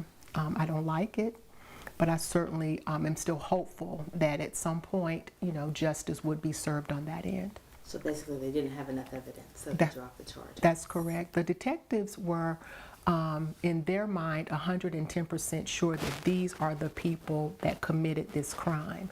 However, there's, like you say, just more that was needed in order to be able to take it to trial. What is your message just about this? So many people are losing their lives to violence. What message do you want to send to the city of Charlotte? That there's a reason why, and there's not just one reason why, there are many reasons. All right, so we want to put a pin in that interview. We'll get back to that in just a moment. We want to come in with some breaking news. We just got this from our chief meteorologist, Brad Panovich. This is from the National Weather Service. So you remember Friday, we were weather alert because we had some strong storms moving through the area. Now we are able to confirm via the National Weather Service some preliminary data, right? Here's the data. This is in York County. Brattonsville is in York County. So on Friday around 6:30, National Weather Service is reporting an EF0 tornado touchdown. Peak winds 80 miles per hour. It moved a quarter of a mile, if I'm reading this correctly. But this is what we were able to get in a moment ago. Again, our chief meteorologist, Brad Panovich, sent along this message. Again, we were able to confirm with the National Weather Service their preliminary data that a tornado, a EF0 tornado, touched down in Brattonsville. Brattonsville, if you are not familiar, is in York County. Peak winds 80 miles per hour. Didn't travel far, and doesn't have to travel far for a tornado to do damage, but looking at about a quarter of a mile. So that's what we have so far. And if you remember, Brad and Brittany were tag teaming. They were on our stream and on TV for hours. They hopped on the stream at 1 o'clock and they took over. And they went well into the 4 o'clock. And as we were in the 4 o'clock, Brad was, I remember he pointed out some signs of rotation. And just because you just don't see, just because you see rotation doesn't mean it's a tornado. But again, we were able to confirm, I want to repeat this, through the National Weather Service, preliminary data, some damage survey results in Brattonsville, which is in York County, an EF0 tornado touchdown. About 12 miles away from Rock Hill. Okay. Is what it's like about 20 minutes away. I couldn't tell on the map. It's like south of Rock Hill, right? It's like southwestish South, of Rock okay, Yeah. okay. So it's not too far. Yeah. But yeah. So that's what we have so far. Again, as more information comes in, we'll be sure to update. And I'm sure I know Brad will update starting at 4 o'clock today in our weather impact team with more information on this. Again, tornado confirmed in York County. And that's why it's important. I say this a lot of times, especially when it comes to weather. It's why it's important to have the app. Also, stay tuned into WCNC Plus, because you're going to get those updates. And we're going to bring you those updates, to potentially save your life and to keep you safe. So you see it there, a tornado, EF0, 80 miles per hour. Again, we will continue to keep you updated on whatever new information comes from this. And again, that was from Friday's line of storms that were moving in. All right, so let's get back to the interview. Again, I want to, in case you missed it, make sure give you the correct information. A Charlotte mother is urging city leaders to do more to address juvenile crime. WCNC Charlotte's Siobhan Riley spoke with Sylvia Stitt-Smith. She's urging city leaders to light up the Charlotte skyline orange on June 6th, which is Gun Violence Awareness Day. This is the second half of that interview. Let's take a listen in. So I think as a city, as a community, we have to start to really dig into the disparities that are happening, the leftover traumas that are happening. We have to look at, from many different directions, the environments that are fostering, mindsets and people being able to make decisions, that cause this type of harm. And I think there's not just one reason why, and there's going to be multiple ways and methods needed to combat it. And so I think we have to come together as a community. We have to make sure that we are fostering environments where we can support the work that's being done. We have to lift up these youth. We need to also certainly pay special attention to the families where the youth are being raised up and the communities that are being raised up. So really, I think it's just an all-out effort that everybody's part that they play, while one group or one organization or one program, it's not going to hit everybody. All of our efforts are needed. All of our voices need to be elevated, and the work certainly needs to be supported. What do you want the world to know about your son?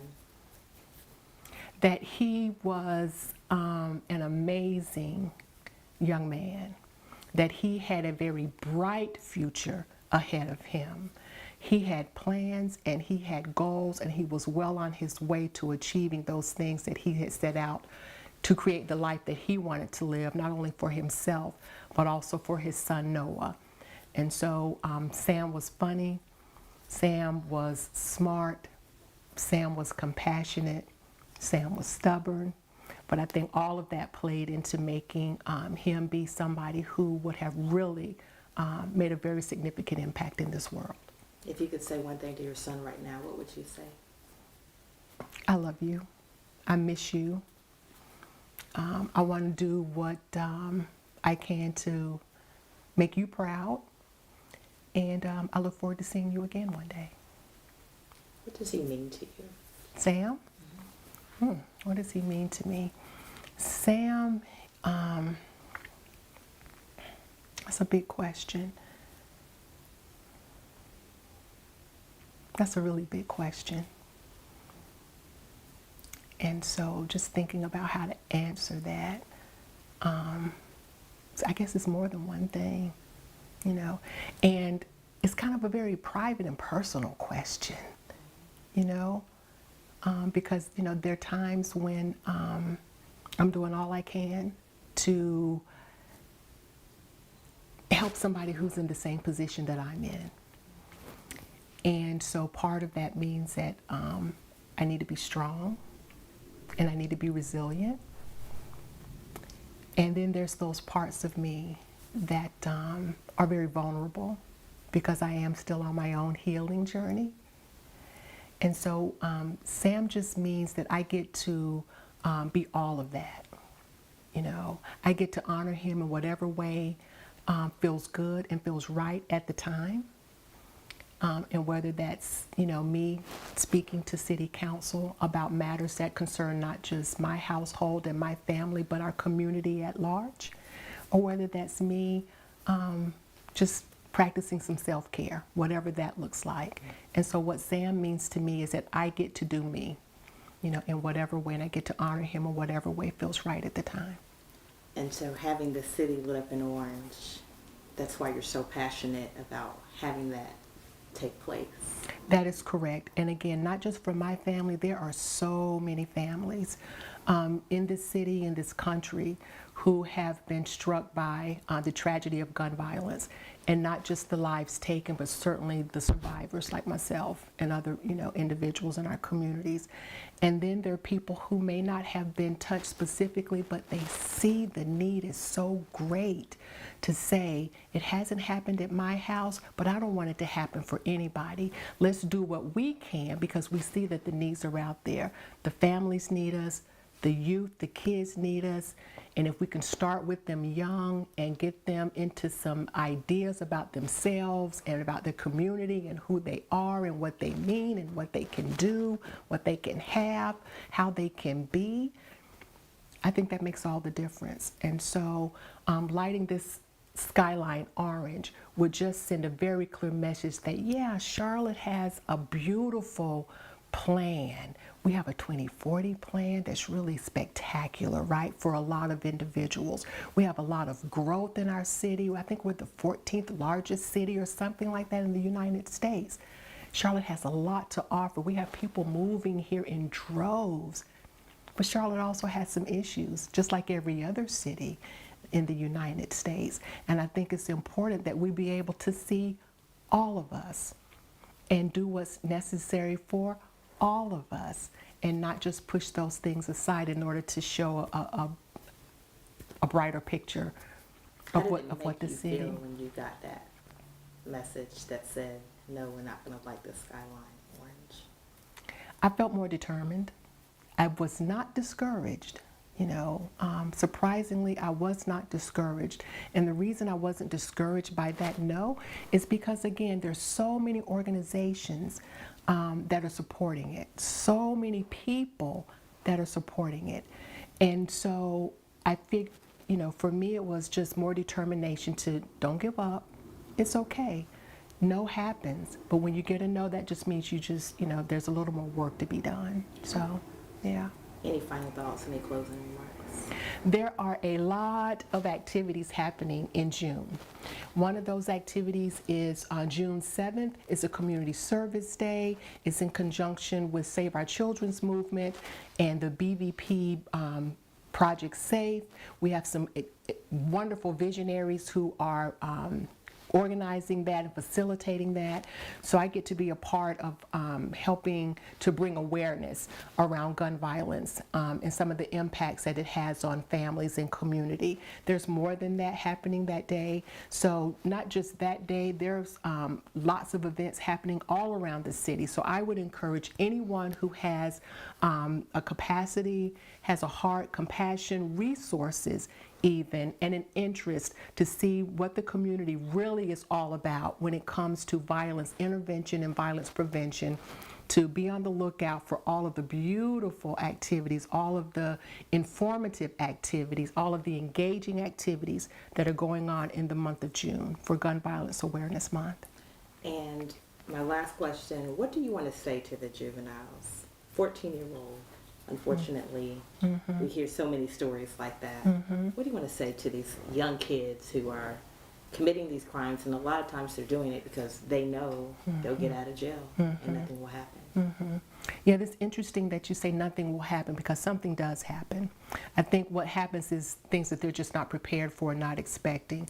And so what I say is I fully understand that when kids are growing up, I don't know a child yet who has ever said they want to be this, a murderer. They want to be a victimizer. When they grow up, kids are usually, I want to be a doctor, lawyer, you know, I want to be in broadcast, I want to be famous, I want to play ball. You know, they have all these great big ideas. So what I do know for certain is that something happens. You know, something happens. And so I think it's imperative and important that we be able to let our young people know that we see you. We want the best for you. Find an individual, and if they can't find it, maybe my message resonates with the older individuals who are listening. Be that resource for a child that you see can use your wisdom, your influence, your help. And these young people, allow somebody to do that for you and with you, because that is what I believe is going to make all the difference. And that was Siobhan Riley's interview with Sylvia Stitt-Smith. I do want to point out, Siobhan did reach out to Wells Fargo's lighting program. They're responsible for lighting the building.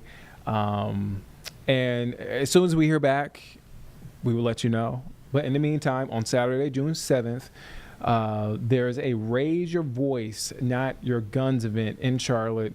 To learn more about that event and what Ms. Sylvia Stitt-Smith is doing in our community, visit our website, WCNC.com. You can also check out that story there as well. Really good story. All right, so let's shift gears now. Let's go back to the Karen Reed murder trial that is underway. 7th week in this trial that we've been covering and we've been showcasing here on Live Impact News. She's charged with second-degree murder and manslaughter while operating a vehicle under the influence and leaving the scene. You saw a photo there. Looks like bite marks on the arm. Just want to warn you about any graphic images, language as this trial continues. I've said this before, but just want to give you a heads up. Right now on your screen, who is testifying, that's emergency physician and forensic pathologist, Dr. Marie Russell. She is testifying. Let's take a listen in. Towards the back, which would be the inferior portion of the chest in that position. And likewise, it would happen on the extremities too. So you just mentioned the extremities. Do you see any lividity on the extremity here, the right arm? You know, actually, there is discoloration over here in the elbow area. I do see some lividity. Okay, so there's several areas of lividity on the arm. I'm sorry. There's some right here. This redness right here on the near the wrist. I believe that that's postmortem lividity. I believe that this redness in here near the elbow is also postmortem lividity. And yeah, that's what I believe. Okay. That's postmortem lividity. And again, lividity is that you said something that sets in after time, after death? Yes, it's the pooling of blood. Is there, with regard to this depiction, do you see any bruising with regard to that elbow? You know, I think that initially, earlier this morning, with the lighting, I may have said that this was bruising, but now as I think about it, and I see all this other lividity here, lividity over here, I believe that's postmortem lividity. And if we could go back to Exhibit 1, and you said this is the one that's closer in time to when Mr. O'Keefe was located, do you see any lividity or bruising with regard to that photo?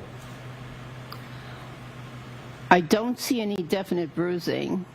I do see some discoloration up here near the shoulder. I'm not sure if that's postmortem lividity or not. It could be early postmortem lividity. Okay. So if we could, thank you, Mr. Woe, can we take that depiction down for the moment? What I'd like to do is to, and we'll come back to that. If we could have the lights back on, please. Thank you.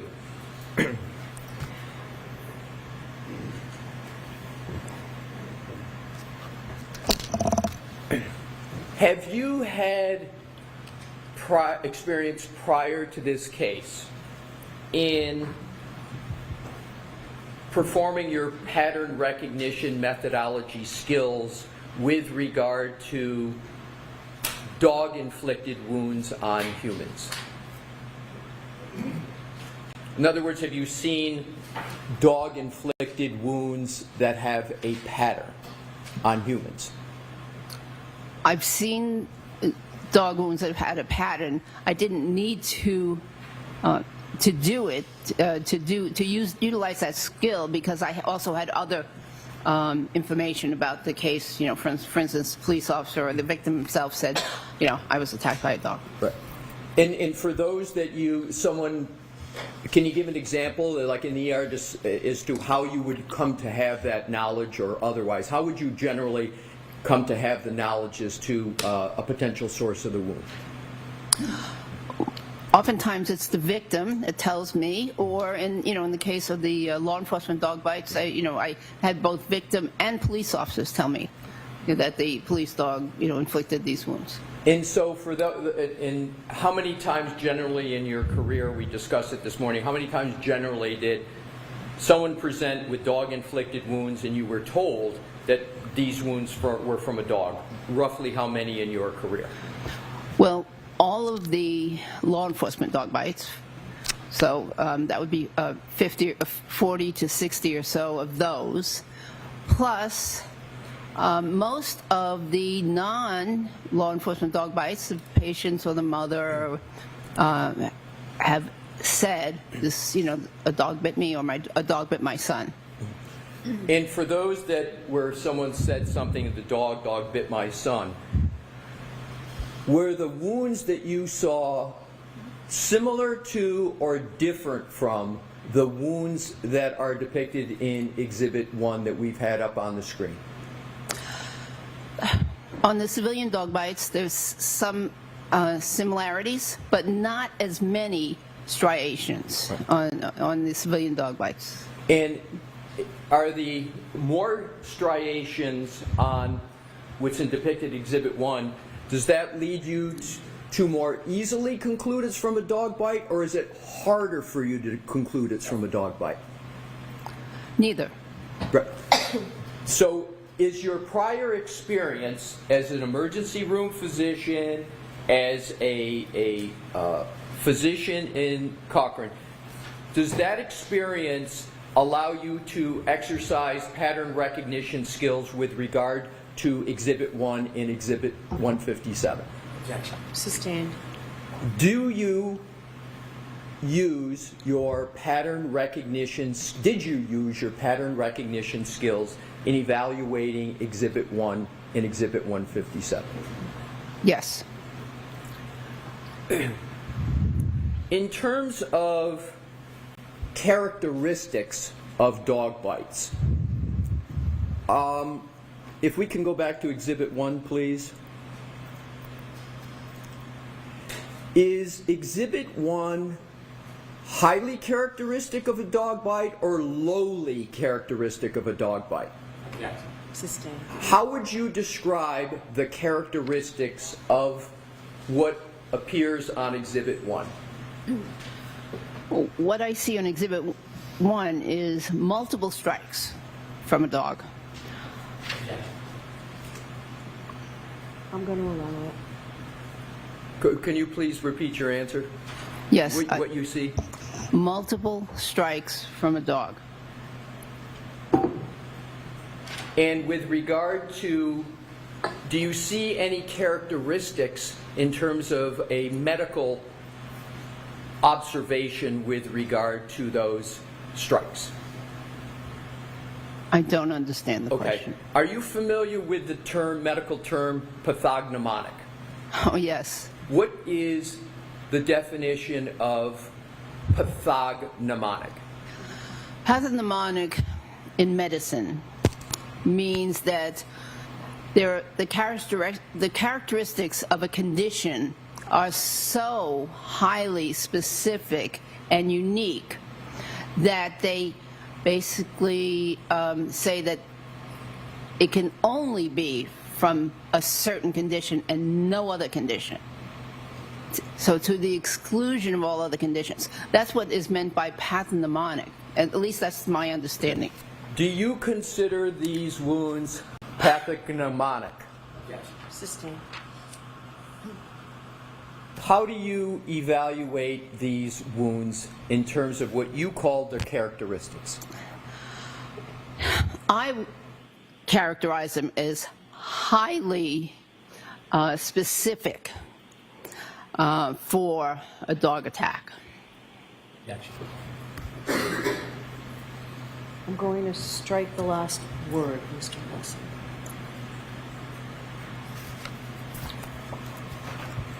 In terms of the characteristics that you have talked about, are there any other aspects of dog dentition that you can discern from Exhibit 1?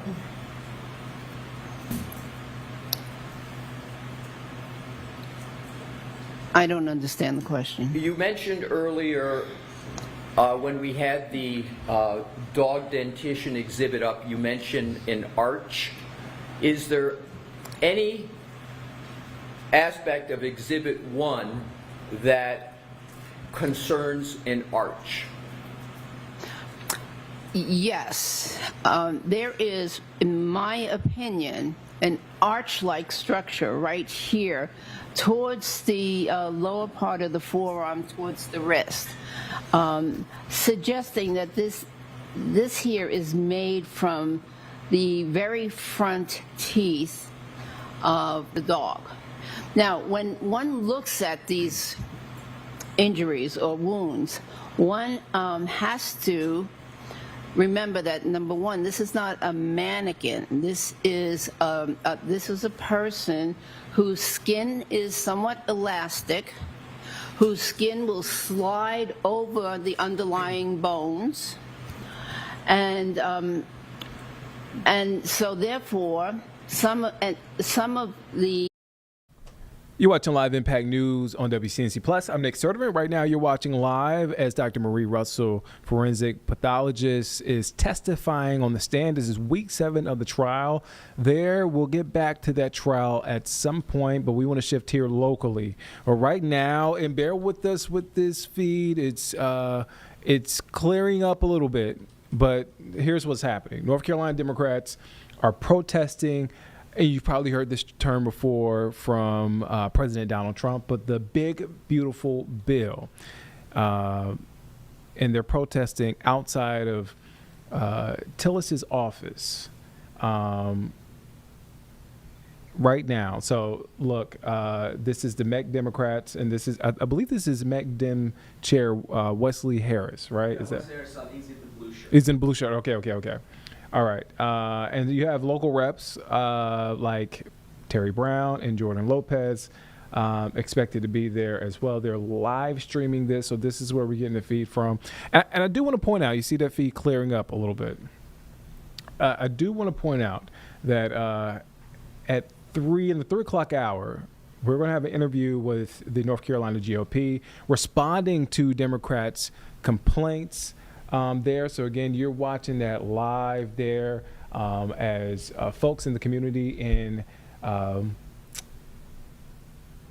North Carolina Democrats. I said Tillis. I wanted to say Congressman Tillis, but he's senator now. Senator Tom Tillis. This is his office here in Charlotte. So again, let's take a listen in to what's happening here on the ground at this protest. To show up, and I thank you for doing that today, y'all. Who is the big ugly bill going to benefit? Guys, when we're going to privatize everything in our country, who's that going to serve? Billionaires. So I have to call BS on this bill, and we have to call BS on our representatives who don't represent us. I also want to mention, guys, who are we scapegoating here? We're scapegoating immigrants. Immigrants don't deserve to be scapegoated. They're an important part of our community. We need to stand up for immigrants together. Let's do that together, everybody, because it really, really matters. All right, your county commissioners are laying awake at night because of the cuts that we're having to make to nonprofits. Why are we staying awake at night? Because we don't know what more damage the federal government is going to do to our people. So we're trying to protect our resources and protect our people. Y'all, this really, really matters, okay? This is cutting down deep. So thank you all for being here. I'm going to pass it over to Commissioner Laura Meyer, District 5. Hey, y'all, thank you so much for coming out and showing up for democracy. Thank you for showing up for democracy. This is what we need more of. I want to thank the organizers, and I want to thank the organizers of all the pop-up rallies. This is fantastic. We're showing the county what we're about. We cannot, at the county level, absorb the cost of the cuts that are happening at the federal level. We can't do it. That's your taxes, and we have to spend it on things at the county level. We are having to make big cuts at our nonprofits and in our agencies because we don't know what's going to happen at the top. It's trickling down to the state, which trickles down to the county, and we're in trouble, y'all. We are making serious cuts. We're voting on it tomorrow night. This is serious, and I blame the federal government, and I blame people like Tom Tillis who won't stand up for us, his constituents. So vote against that big bad bill. Tom Tillis, do your job. And I want to introduce Mark Mark Jarrell, our chair of the Mecklenburg County Board of Commissioners. Thank you. Good afternoon, everyone. I want my colleagues to stand.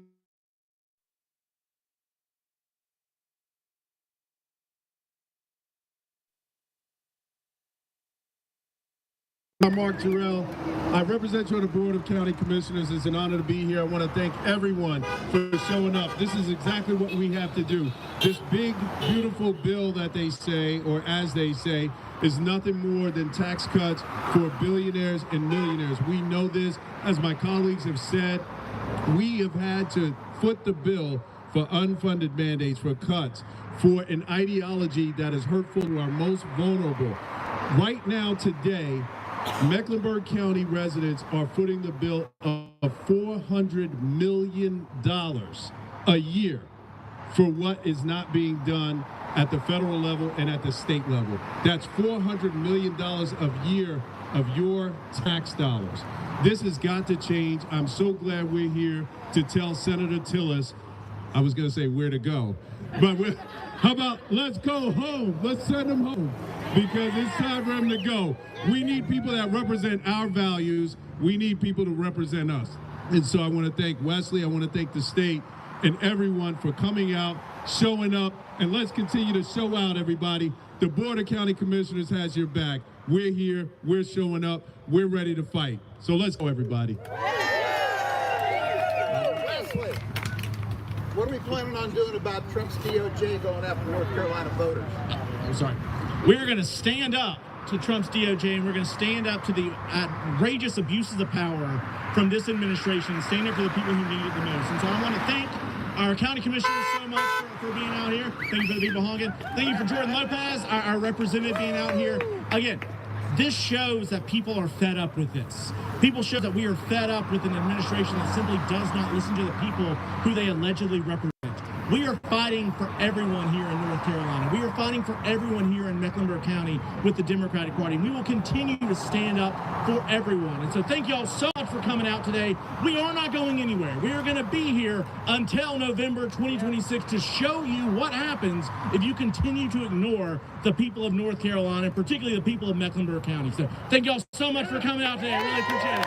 Thank you all.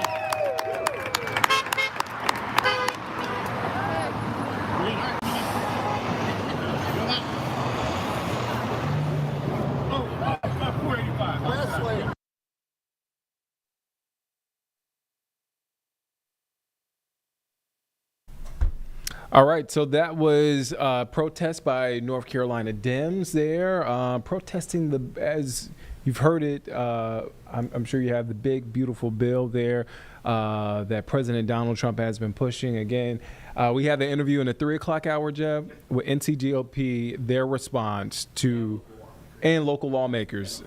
Okay, so we'll have that in the 3 o'clock hour. All right, we want to get back to some breaking news that we have been following. And I promised that we would get you an update as soon as we can. So this update being the form of video. Here's a video out of Brattonsville, South Carolina. That's in York County. So we confirmed right at the top of the hour, about 30 minutes ago, that the National Weather Service has confirmed an EF0 tornado touched down just east of Percival Road, then traveled southeast. It then dissipated over a wooded area away from any marked roads. Along this path, several softwood trees were snapped, and there were minor damage to a barn and playground. This is a look at what appears to be a playground and a barn that were damaged. If I'm seeing this correctly, Carlene, that's what it looks like. And so, yeah. And this is what the National Weather Service is reporting right now. I want to give a shout out to Chief Meteorologist Brad Panovich, who put this on our radar for us to go ahead and report. Again, this is from the National Weather Service, Brattonsville. And if you remember Friday, we were informing you guys to be weather alert because of the potential of strong storms. And during Brad and Brittany, as they were tag teaming here on WCNC Plus and also on TV, on the TV side of things, they noticed at times some rotation And so what we are able to confirm again from the National Weather Service in Brattonsville, which is York County, South Carolina, a brief weak EF0 tornado touched down just east of Percival Road, then traveled southeast. It then dissipated over a wooded area away from any marked roads along this path. Several softwood trees were snapped, and there was minor damage to a barn and playground. Again, this is video from what happened there. All right, so speaking of weather and our weather impact team, look, we have a Hurricane IQ special. Let me lay it out for you. Hurricane IQ weather impact special, and this is a good time to be prepared for hurricane season. Take a look back at Helene, and it gives our meteorologists, our weather impact team, a chance to predict when it comes to this hurricane season.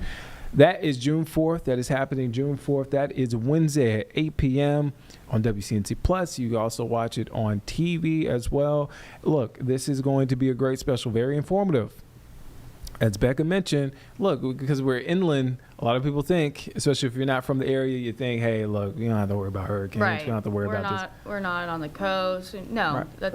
that's definitely changed. Right. Helene has proven otherwise. Mm-hmm. You can go back further than that. Hurricane Hugo in the 80s, late 80s.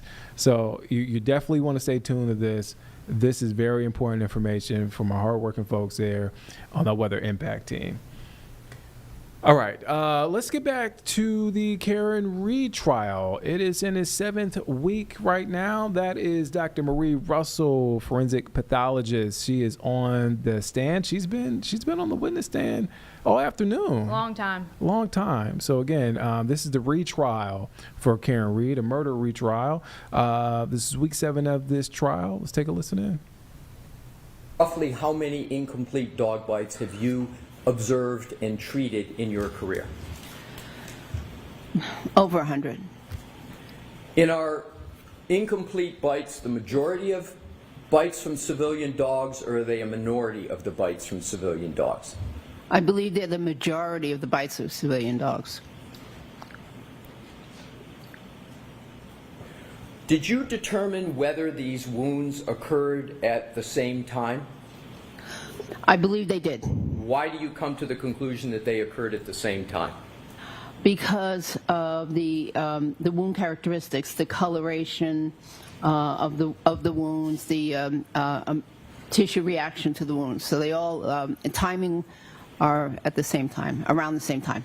Did you determine whether these wounds were sustained by Mr. O'Keefe before or after he died?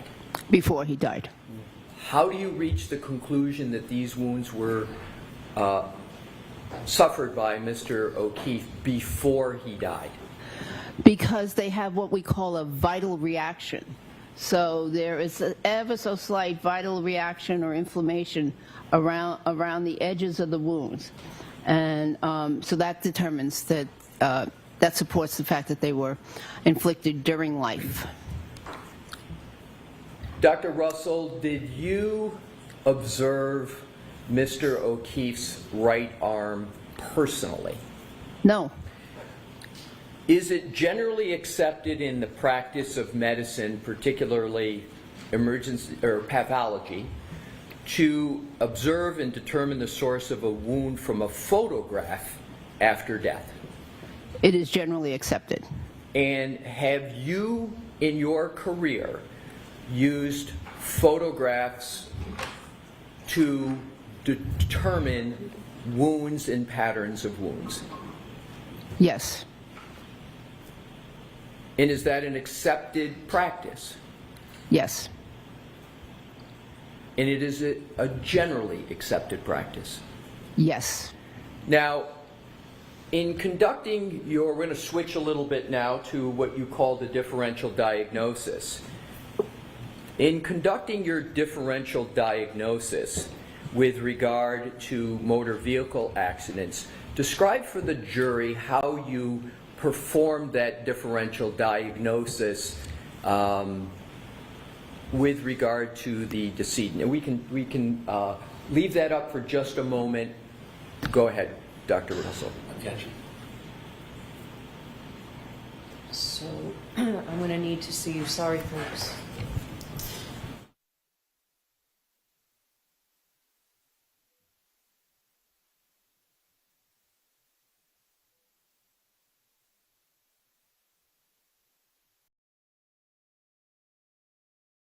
All right, we want to shift away from the Karen Reed trial. We'll get back to that at some point. But of course, it's always important. We want to update you when it comes to the forecast.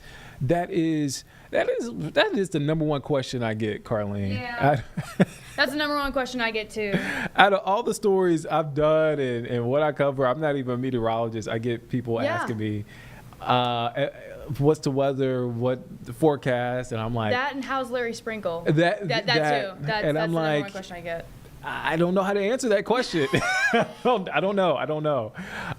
So instead of me answering that question, us answering that question, let's let Majestic Storm. The professionals. The professional. Here's Majestic Storm with our forecast. Well, good Monday afternoon to you. I'm meteorologist Majestic Storm. It is absolutely gorgeous out there as we are heading into our new work week, our new school week. Whatever you have going on this week, most of our days will bring plenty of sunshine and warm temperatures, especially today through Wednesday. Comfortable. You'll notice that our daytime highs, they're going to be settled into the 80s, but they will gradually warm to near 90 degrees by the end of our week. Now on Thursday, you'll notice an increase in humidity and cloud coverage. And then by the end of the week and straight into the weekend, that's when some more rain showers will start to move back in, and we'll also be watching for opportunities for storms to develop. Look at today though, as we're heading into our Monday, a great day to head out to the pool or the lake. We'll see temperatures rise back into the 80s, near seasonal conditions, and plenty of sunshine out there really from the start of the day all the way to the end of the day. Might be a good day to have a backyard barbecue. Notice that yesterday we did top off at 84 degrees. Then today we're going to be topping off into the lower end of the 80s, so a couple of degrees cooler. But the good news is today is going to be sunny, warm, and dry, plus our dew points. They still are on the lower end of their sides, holding on to the 40s and 50s, so it's really not all that muggy outside. It's comfortable if you have anything to do outside. If you want to work out in your yard, I say absolutely do it, especially before all of that humidity starts to move back into the area. Want to show you the forecast over the next 3 days. Today it's going to be beautiful. Tomorrow not only will it be sunny, but those temperatures will really start to increase. So if your kids do have any after school sports, make sure you're packing them some sunblock and also extra water. Time to really stay hydrated. Also keep that in mind if you work outside in the elements. Over the weekend we've been dealing with hazy skies. Yes, we've had plenty of sunshine, but you may have noticed that dust and smoke in the air, and we're continuing to see that across a large majority of the country, including the Carolinas.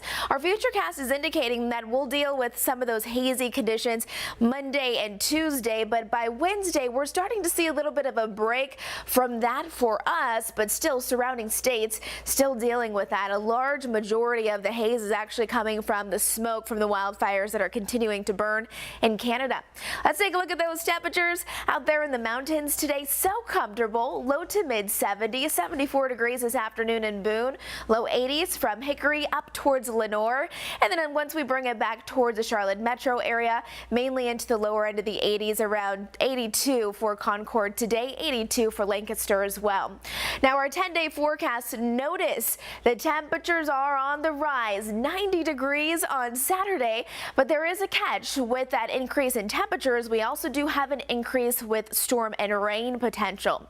Climate Prediction Center is also indicating that we're going to be holding on to those above average temperatures throughout not only the first week of June, but also heading into the second week. And really those rain chances will start to increase this upcoming weekend. And it seems like the first couple of weeks of June will actually bring us several opportunities for scattered rain showers and storms. There's a system that we'll carefully be watching. You can see really bringing those impacts as we're heading towards Saturday night and into Sunday. That seems like that'll be our next best opportunity for more of those widespread impacts. Otherwise, start making some outdoor plans. It's going to be fantastic. If the heat is a bit much for you, you might want to get your morning walk in earlier than later, because it is going to get quite warm with mid to upper 80s this week, 90 degrees on Saturday with those rain showers moving in towards the later half of that 7-day forecast. Hope you have a great day.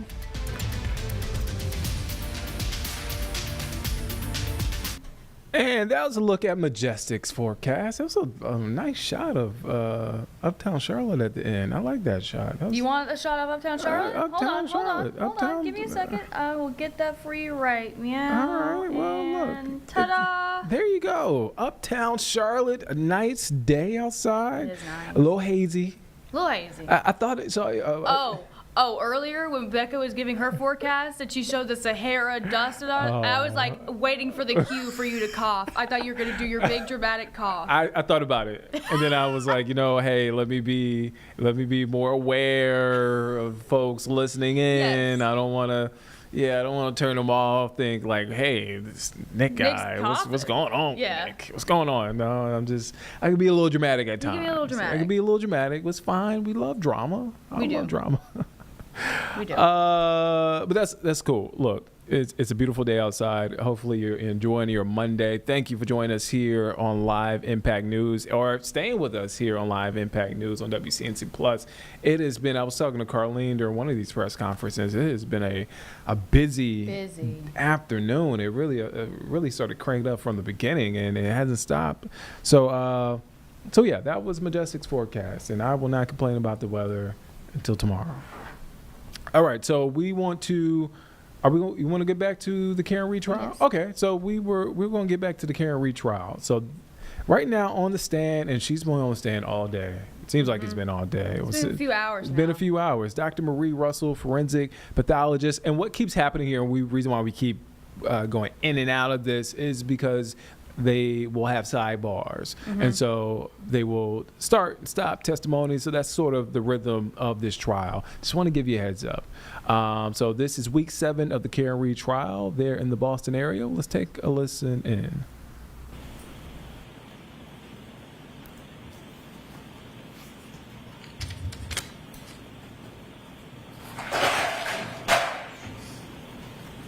If I could have published Exhibit 206, which is in evidence, Your Honor.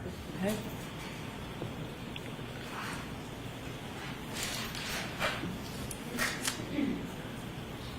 Do you recognize Exhibit 206?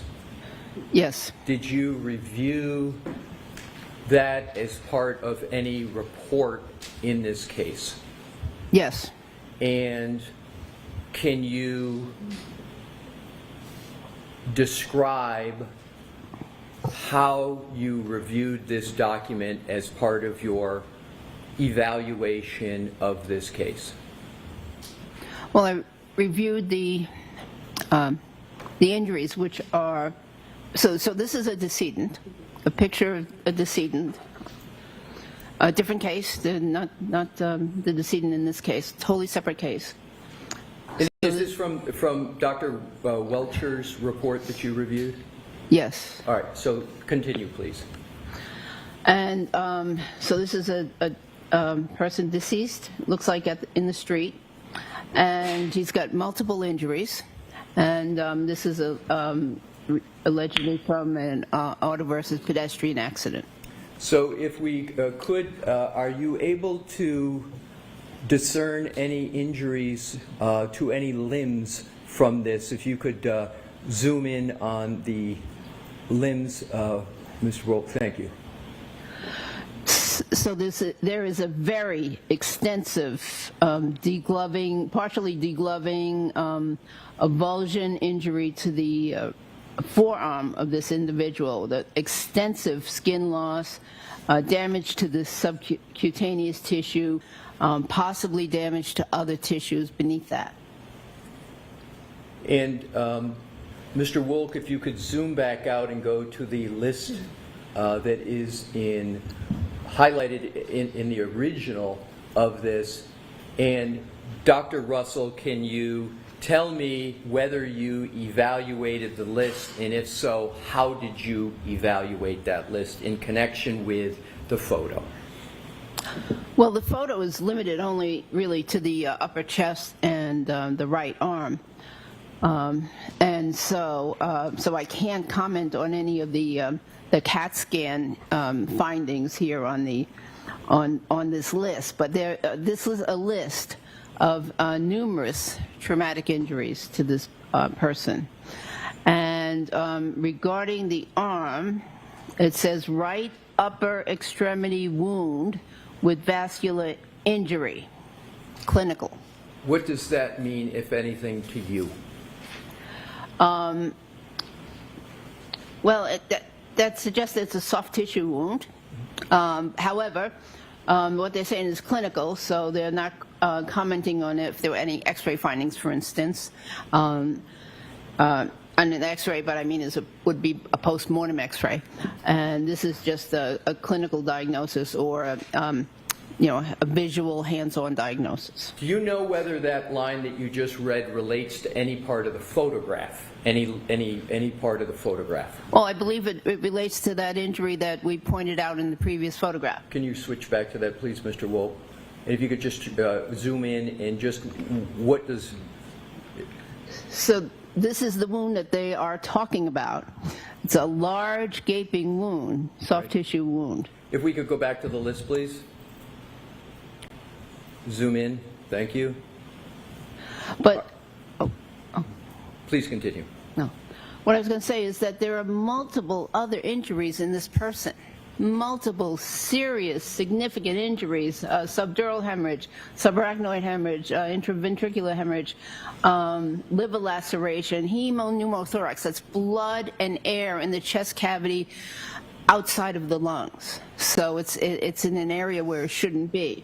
This person had numerous injuries. Are you able to compare these injuries in that photo in this Exhibit 206, and did you compare them to your review of the autopsy report and other medical records of Mr. O'Keefe? Sustained. Answer the question? Oh. Okay. You can take that down. From your review, did Mr. O'Keefe sustain any liver laceration? No. Did Mr. O'Keefe sustain any gaping, as you called it, lacerations to the right forearm? No. Did Mr. O'Keefe sustain any pneumothorax injuries that you were describing with regard to 206? No pneumothorax.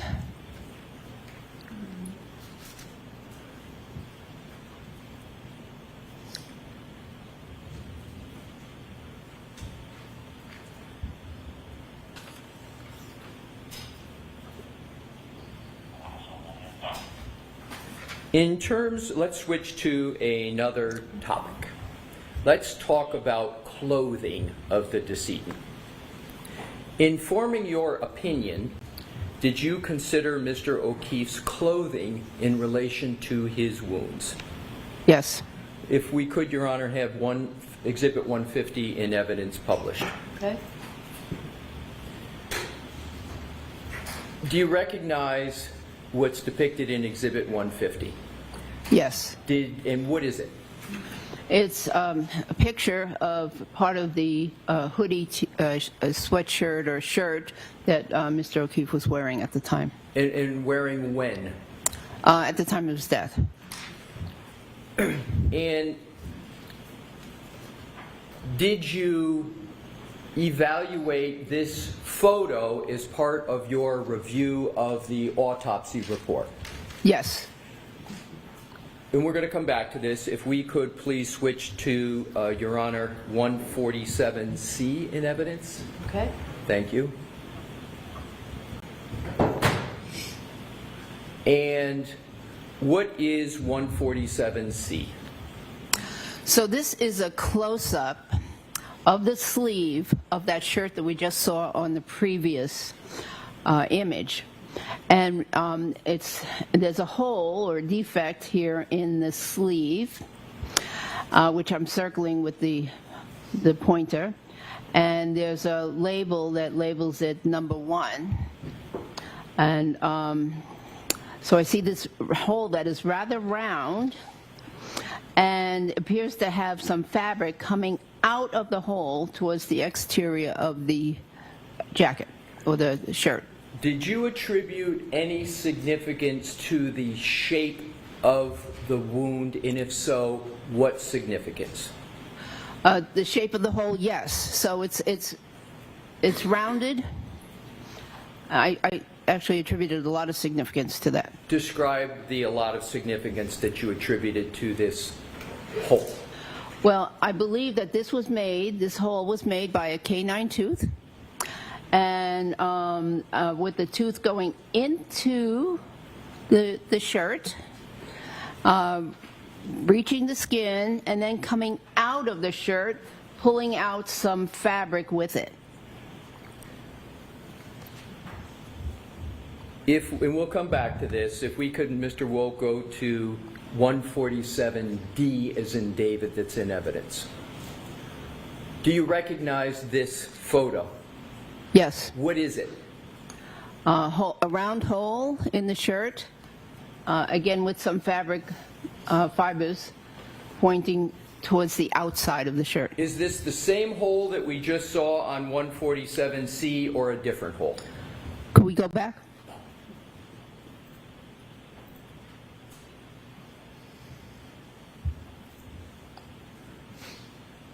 I don't know.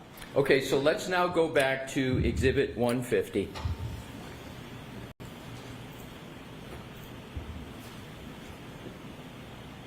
What significance, if any, do you give to the various triangles that are on the hoodie? Could you describe to the jury what those are and what's their purpose?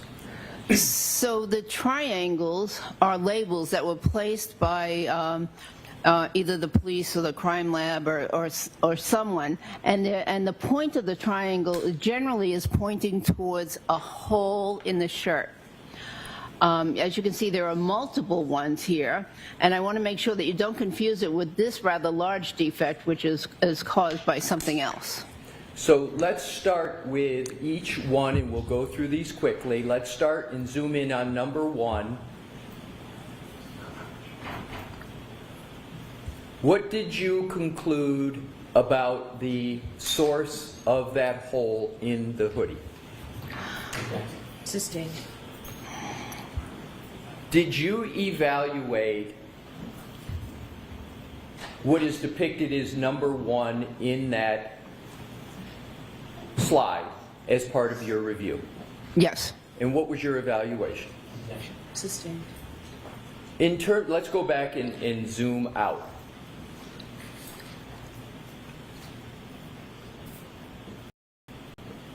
Have you, in your career, examined clothing either as part of your forensic pathology practice or your emergency medicine practice to determine the source of defects in clothing? Yes. How many times have you done that approximately in your career? Several hundred. And have you, in those several hundred times, have you ever had to reach a conclusion as to whether there was any connection between defects in clothing and wounds to humans? Many times. Can you give some examples of the many times you've had to look at clothing and defects in clothing to assist you in determining wound recognition in a human? Yes, so let me clarify. It's mostly used in forensic pathology, not so much in emergency medicine. The clothing and the cause of the wound is as important as in emergency medicine as the treatment of the wound. But in forensic pathology, it's a key component to any examination where you think that it was an unnatural death. So, so I've done it in gunshot wounds, in stab wounds, multiple times, looking at the defects, looking at the direction of the, of what I think the bullet, bullet track was, determining entry and exit wounds. In stab wounds, I've utilized them to help determine offensive and defensive wounds or injuries.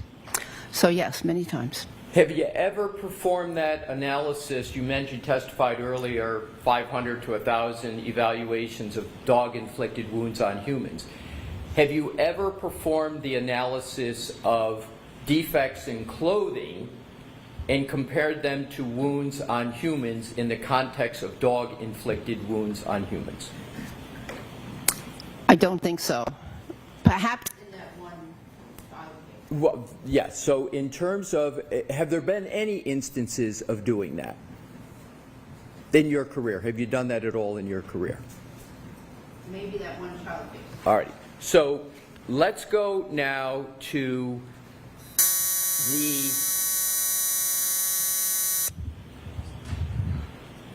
you were discussing the defects in the arm, as well as the wounds in the arm, and then the defects in the clothing. In terms of the, back to Exhibit 1.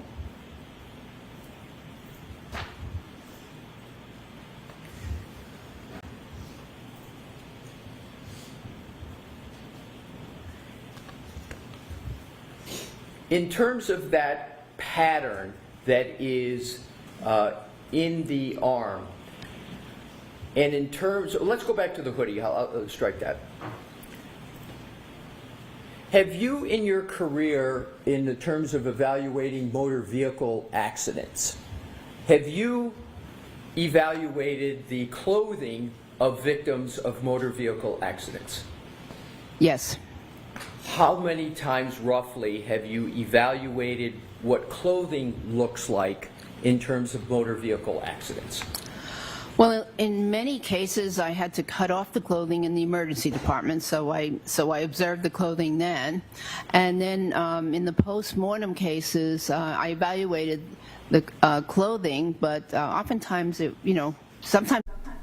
Good afternoon, folks. Vanessa Rufus taking over in the Live Impact News studio. Thanks for sticking with us here on WCNC Plus. Of course, we've been listening here live to some of the Karen Reed retrial in the Dedham, Massachusetts area. We are now into week 7, if you can believe, of those court proceedings. We'll continue to keep you updated on the very latest with that trial. Meantime, we want to come back closer to the Carolinas because we shared with you in our last hour of coverage here on Live Impact News, live images of North Carolina Dems protesting outside of Senator Tom Tillis's office, and this is regarding the so-called One Big Beautiful Bill. We heard local Democrats urging Senator Tillis to vote no against this measure, and we heard them explaining some of their take, their concerns, they say, with cuts to Medicaid, cuts to SNAP, and they say this is something that only really will benefit the wealthy. We wanted to bring in NC GOP to get the other side here. Let's bring in Matt Mercer with North Carolina GOP. Matt, thanks so much for joining us here on Live Impact News. Yeah, great to be here. Thank you for having me. Yeah, we appreciate you taking the time. So, of course, we kind of explained in brief some of the messaging we heard from NC Dems in the last hour. We know that they're protesting outside of Senator Tillis's office until 3:30. This is all related to the One Big Beautiful Bill. Now, I guess depending on which Republicans you ask, there might be more support and there might be less support on, once again, depending on who you ask. How does NC GOP see this piece of legislation, and are you fully in support of this bill? And if not, are there any tweaks that you might see, since we know that tweaks could be on the table now that it's in the Senate? Sure.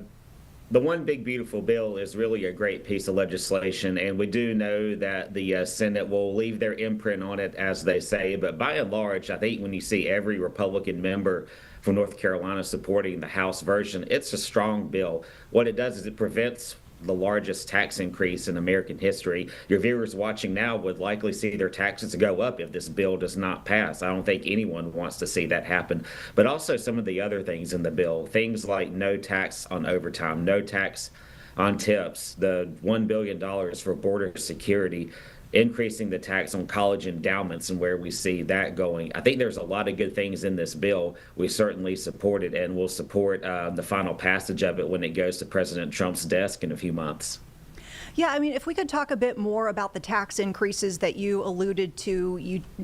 We heard a few moments ago you were talking about the fact that some folks would likely see that their taxes increase if this doesn't pass. This is we know an extension. There's some measures to extend President Trump's 2017 tax cuts. I alluded to the fact that there are some within the Republican Party who are not fully on board with the situation. We see some of those concerns largely tied to the deficit. For example, Senator Rand Paul had been talking about how, this would be harmful in the sense of the deficit. So I guess what is your response to those concerns? Yeah, I think what you're seeing is just a real discounting of what economic growth can mean for our economy. When you increase growth and you have higher productivity, you increase GDP, you really take care of a lot of those concerns because you're also getting more money coming into the government when you cut taxes. And so those concerns, they're certainly valid, but also the work of DOGE and other efforts to cut spending, really can't happen in a budget reconciliation bill. And that's, I know kind of going inside baseball a bit, but those cuts really can't happen in that bill. And I think they're cuts that President Trump and the White House support. It's just the mechanisms to get them there. Those rescission packages have to come up in a little bit different way. So I would say that Senator Paul and others who may not fully be on board should be on board with keeping taxes as low as possible on the American people and American families. Now, we'd heard from the Democratic side, including from some of the speakers today in that protest outside of Senator Tillis's office, speaking on their concerns with cuts to Medicaid and the SNAP cuts. And we saw several days ago North Carolina Governor Josh Stein tweeting his response to this passage of this legislation in the House, speaking on, for example, Threads, one of the social media platforms, saying up to 123,000 North Carolinians could lose access to health care, and NC would lose billions in Medicaid funding if this law goes into effect, and it will add trillions to the national debt. What is your response to that? Specifically, the Medicaid funding concerns and the fact that it sounds like while this might cut some of the costs on the federal level, there are some concerns that this could kind of trickle down to the states and have the states be, in charge of more of the spending and see their costs increase on the Medicaid front. Yeah, I certainly think it's no surprise that Democratic Governor Josh Stein opposes this bill because it falls in line with policies that he opposes. He, as a state senator, voted to increase taxes on North Carolinians, and he also has voted for other measures like that. And so I think when you're looking at a federal perspective, what's happening is not necessarily cuts to Medicaid. It's restoring the program to what it needs to be, which is for people. It's not for able-bodied people to have the program without work requirements. I think what you're seeing implemented with this bill are common sense measures that preserve it and especially help the working families of our country. President Trump has been the working people's champion for almost a decade now, and he's delivering on his campaign promises for those people with no tax on overtime, with no tax on tips, things that help families get ahead. And so I think where you're seeing those potential, cuts coming in, it's really to preserve those programs, and actually giving states the ability to direct where those funds go is empowering for states because then they get to make those decisions without that federal backstop. And so I think it's delivering more responsibility to states, which I think is where our country was truly founded upon. So you alluded to the fact that this is going through what's called the reconciliation process in the Senate. So this allows the Senate to basically pass this by a simple majority. And it sounds like GOP can only afford to lose 3 votes. And I know it's difficult to say because things are not said and done. Do you expect to fully get the support for this bill? Or do you think that there could be even more holdouts than who we've seen thus far speaking against, for example, Senator Rand Paul? Yeah, I think that's for them to work out. I think if I had the magic 8 ball, I may not be sitting here. I might be on an island somewhere.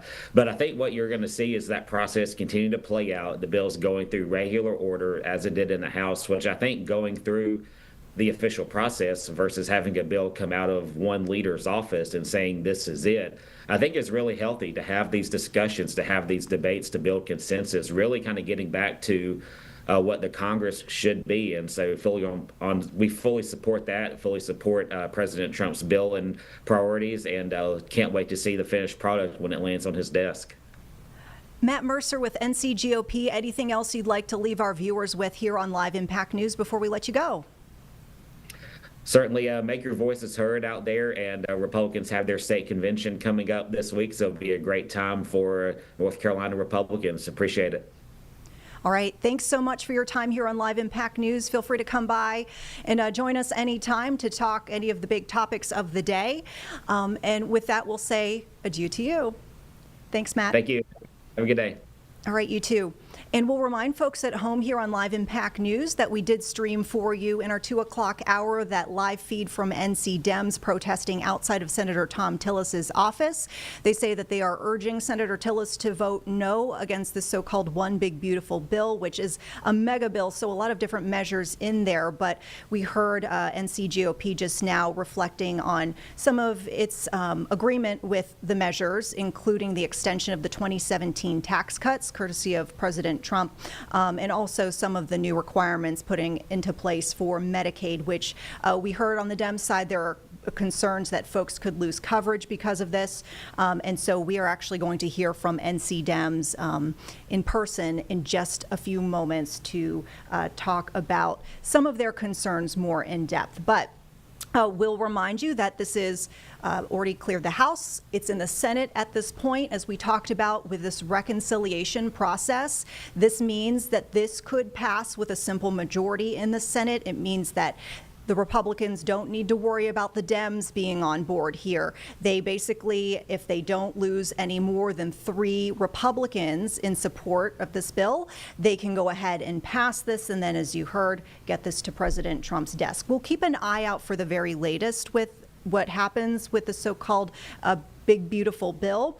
We do know that there is a self-imposed deadline of having this passed of July 4th. That is the deadline that the Republicans have placed for themselves to get this passed. But we will let you know, too, regarding the protests that we're hearing outside of Tillis's office. Senator Tom Tillis himself has commented briefly on his thoughts on this bill over the last several days. And it seems, based on some of his sentiments he's expressed, that he is generally on board with this measure and also does appear to be open to making tweaks to the legislation. For example, May 25th, Senator Tillis wrote on Facebook, Republicans must extend the Trump tax cuts and pass the president's agenda. Failure is not an option. We will make some improvements to the Big Beautiful Bill, push for more spending cuts, and get the job done. So we'll keep an eye on how that transpires. Meantime, we want to turn now to Senate discussion, which is live, happening right now here on Live Impact News.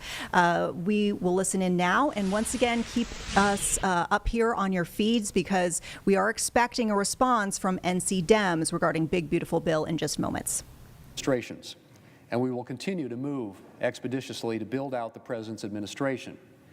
On the legislative side, Mr. President, our first order of business this week will be completing work on the Genius Act.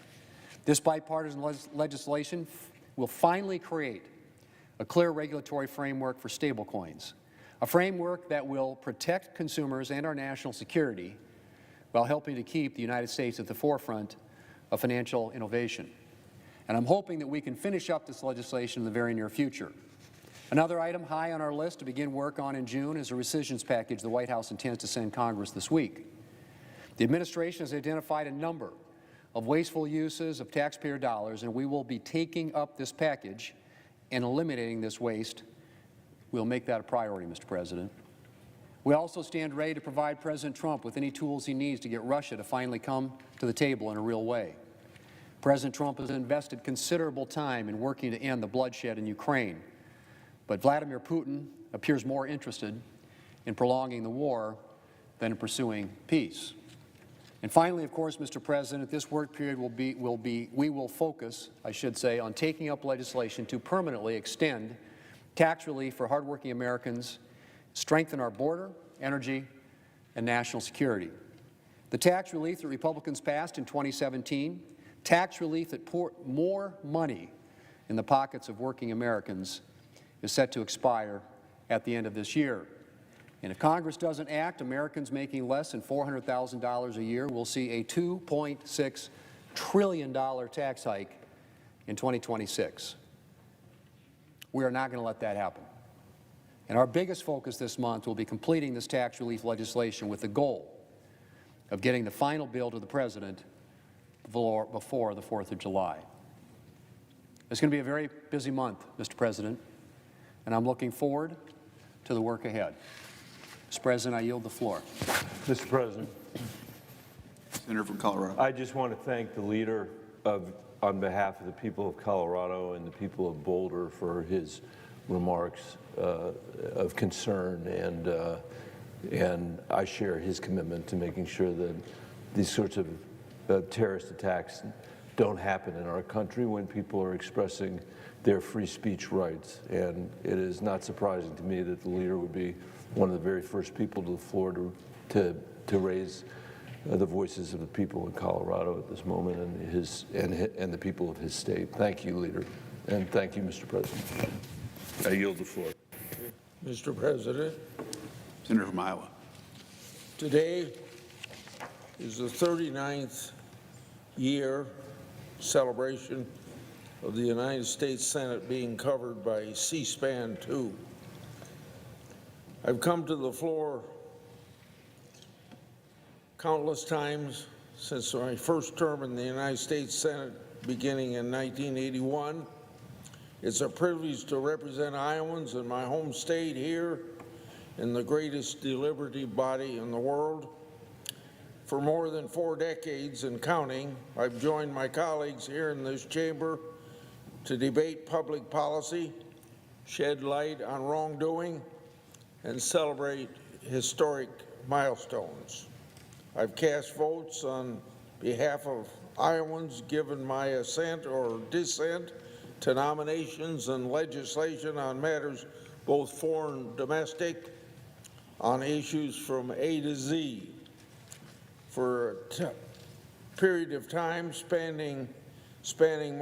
All right, folks tuning in here on Live Impact News on WCNC Plus, we're going to pivot away from these live Senate discussions underway to get back to this local discussion we're seeing over the so-called One Big Beautiful Bill.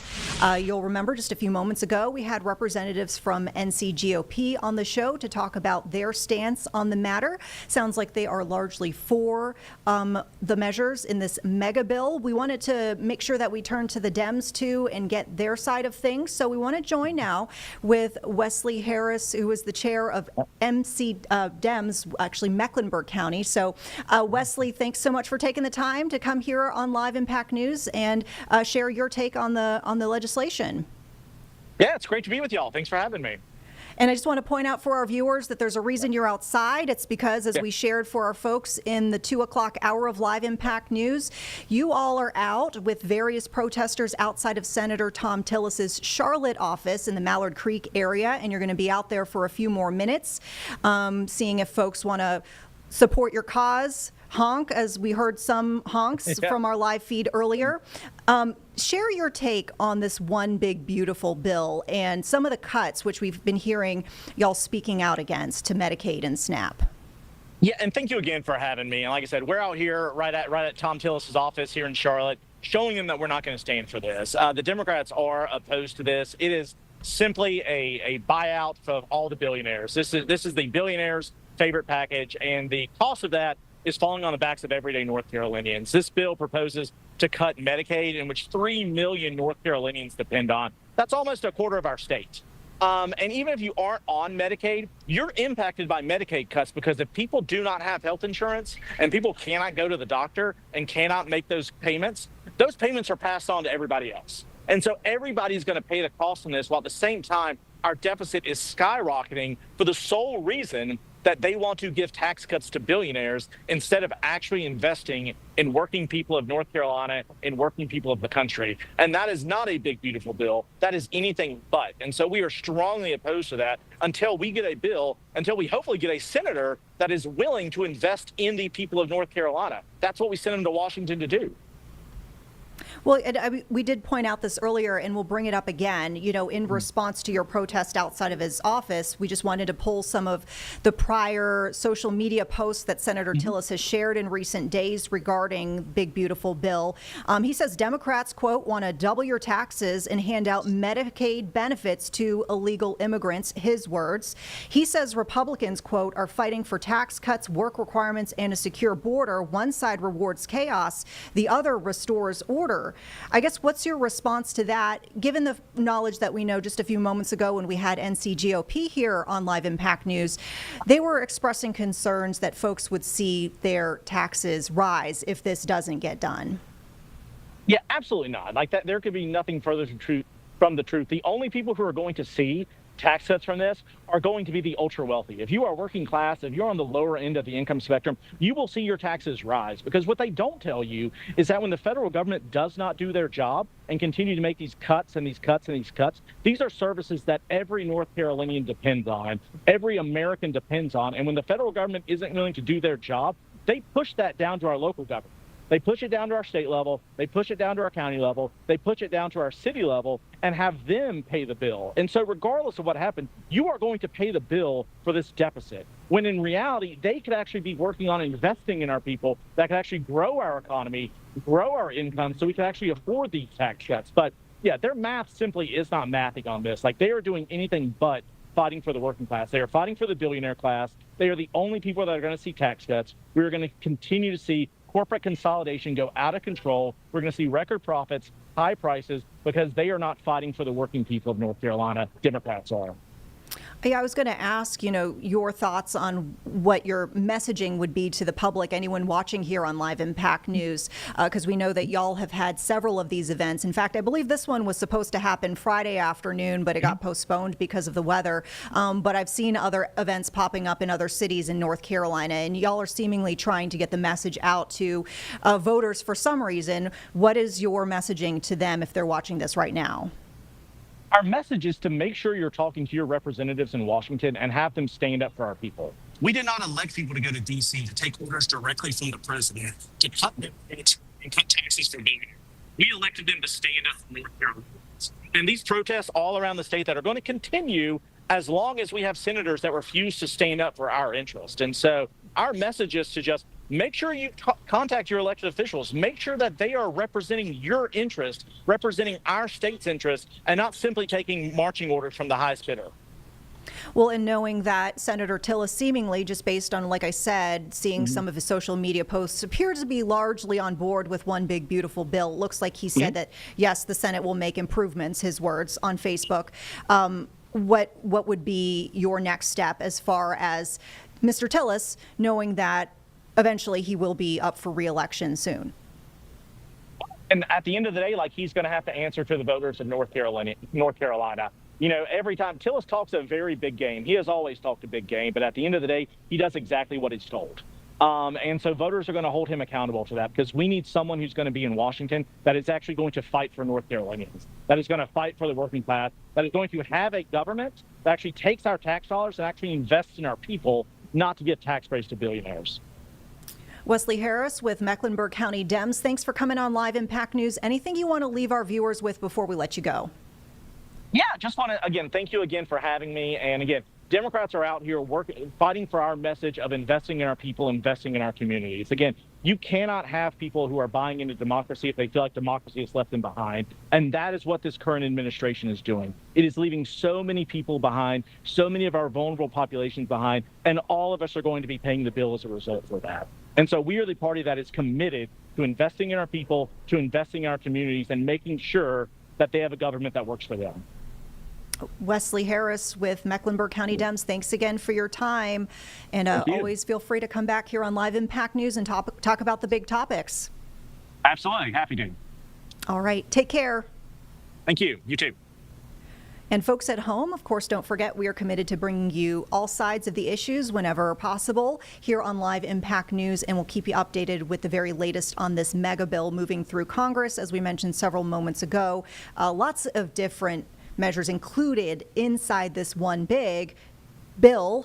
We know that there's a deadline that's been self-imposed by the Republicans of July 4th to get this passed. It's already passed the House. It's in the Senate at this point, and we will keep you updated on how things transpire with that. Speaking of Senate, meantime, we want to get back there. Some discussions are underway live right now in D.C. So let's buckle up, listen in, and once again, as always, we'll bring you anything big and breaking here on Live Impact News as it happens. Bipartisan resolution that Senator Klobuchar and I have introduced.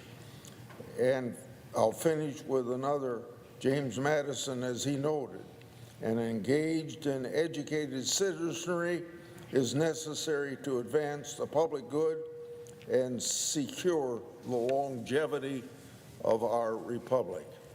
I yield the floor. And I suggest the absence of a quorum. Clerk will call the roll.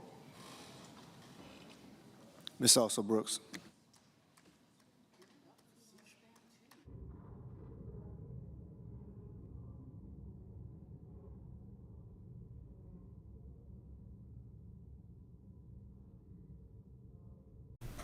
Okay, it looks like things are quieting down there on the Senate floor. Hey, we want to turn back to weather. The weather front here, we know it's been a bit turbulent recently in our area. Looks like we're dealing with some calmer skies here, a bit drier today to start the week. Of course, things will heat up as we are, of course, in summer, so we can't expect to see cool temperatures for very long. So let's go ahead and check in with our latest weather impact forecast. Well, good Monday afternoon to you. I'm meteorologist Majestic Storm. It is absolutely gorgeous out there as we are heading into our new work week, our new school week. Whatever you have going on this week, most of our days will bring plenty of sunshine and warm temperatures, especially today through Wednesday. Comfortable. You'll notice that our daytime highs, they're going to be settled into the 80s, but they will gradually warm to near 90 degrees by the end of our week. Now on Thursday, you'll notice an increase in humidity and cloud coverage. Then by the end of the week and straight into the weekend, that's when some more rain showers will start to move back in, and we'll also be watching for opportunities for storms to develop. Look at today though, as we're heading into our Monday, a great day to head out to the pool or the lake. We'll see temperatures rise back into the 80s, near seasonal conditions, and plenty of sunshine out there really from the start of the day all the way to the end of the day. Might be a good day to have a backyard barbecue. Notice that yesterday we did top off at 84 degrees. Then today we're going to be topping off into the lower end of the 80s, so a couple of degrees cooler. But the good news is today is going to be sunny, warm, and dry, plus our dew points, they still are on the lower end of their sides, holding on to the 40s and 50s, so it's really not all that muggy outside. It's comfortable if you have anything to do outside. If you want to work out in your yard, I say absolutely do it, especially before all of that humidity starts to move back into the area.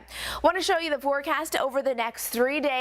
Today it's going to be beautiful. Tomorrow not only will it be sunny, but those temperatures will really start to increase. So if your kids do have any after-school sports, make sure you're packing them some sunblock and also extra water. Time to really stay hydrated. Also keep that in mind if you work outside in the elements.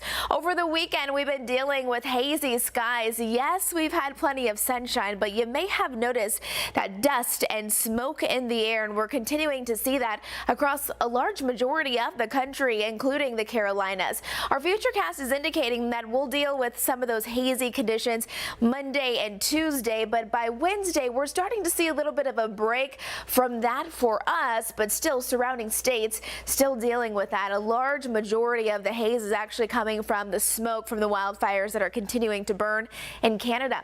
Let's take a look at those temperatures out there in the mountains today. So comfortable, low to mid 70s, 74 degrees this afternoon in Boone, low 80s from Hickory up towards Lenore, and then once we bring it back towards the Charlotte metro area, mainly into the lower end of the 80s, around 82 for Concord today, 82 for Lancaster as well. Now our 10-day forecast, notice the temperatures are on the rise, 90 degrees on Saturday, but there is a catch with that increase in temperatures. We also do have an increase with storm and rain potential. Climate Prediction Center is also indicating that we're going to be holding on to those above average temperatures throughout not only the first week of June, but also heading into the second week. And really those rain chances will start to increase this upcoming weekend. And it seems like the first couple of weeks of June will actually bring us several opportunities for scattered rain showers and storms. There's a system that we'll carefully be watching. You can see really bringing those impacts as we're heading towards Saturday night and into Sunday. That seems like that'll be our next best opportunity for more of those widespread impacts. Otherwise, start making some outdoor plans. It's going to be fantastic. If the heat is a bit much for you, you might want to get your morning walk in earlier than later, because it is going to get quite warm with mid to upper 80s this week, 90 degrees on Saturday with those rain showers moving in towards the later half of that 7-day forecast. Hope you have a great day.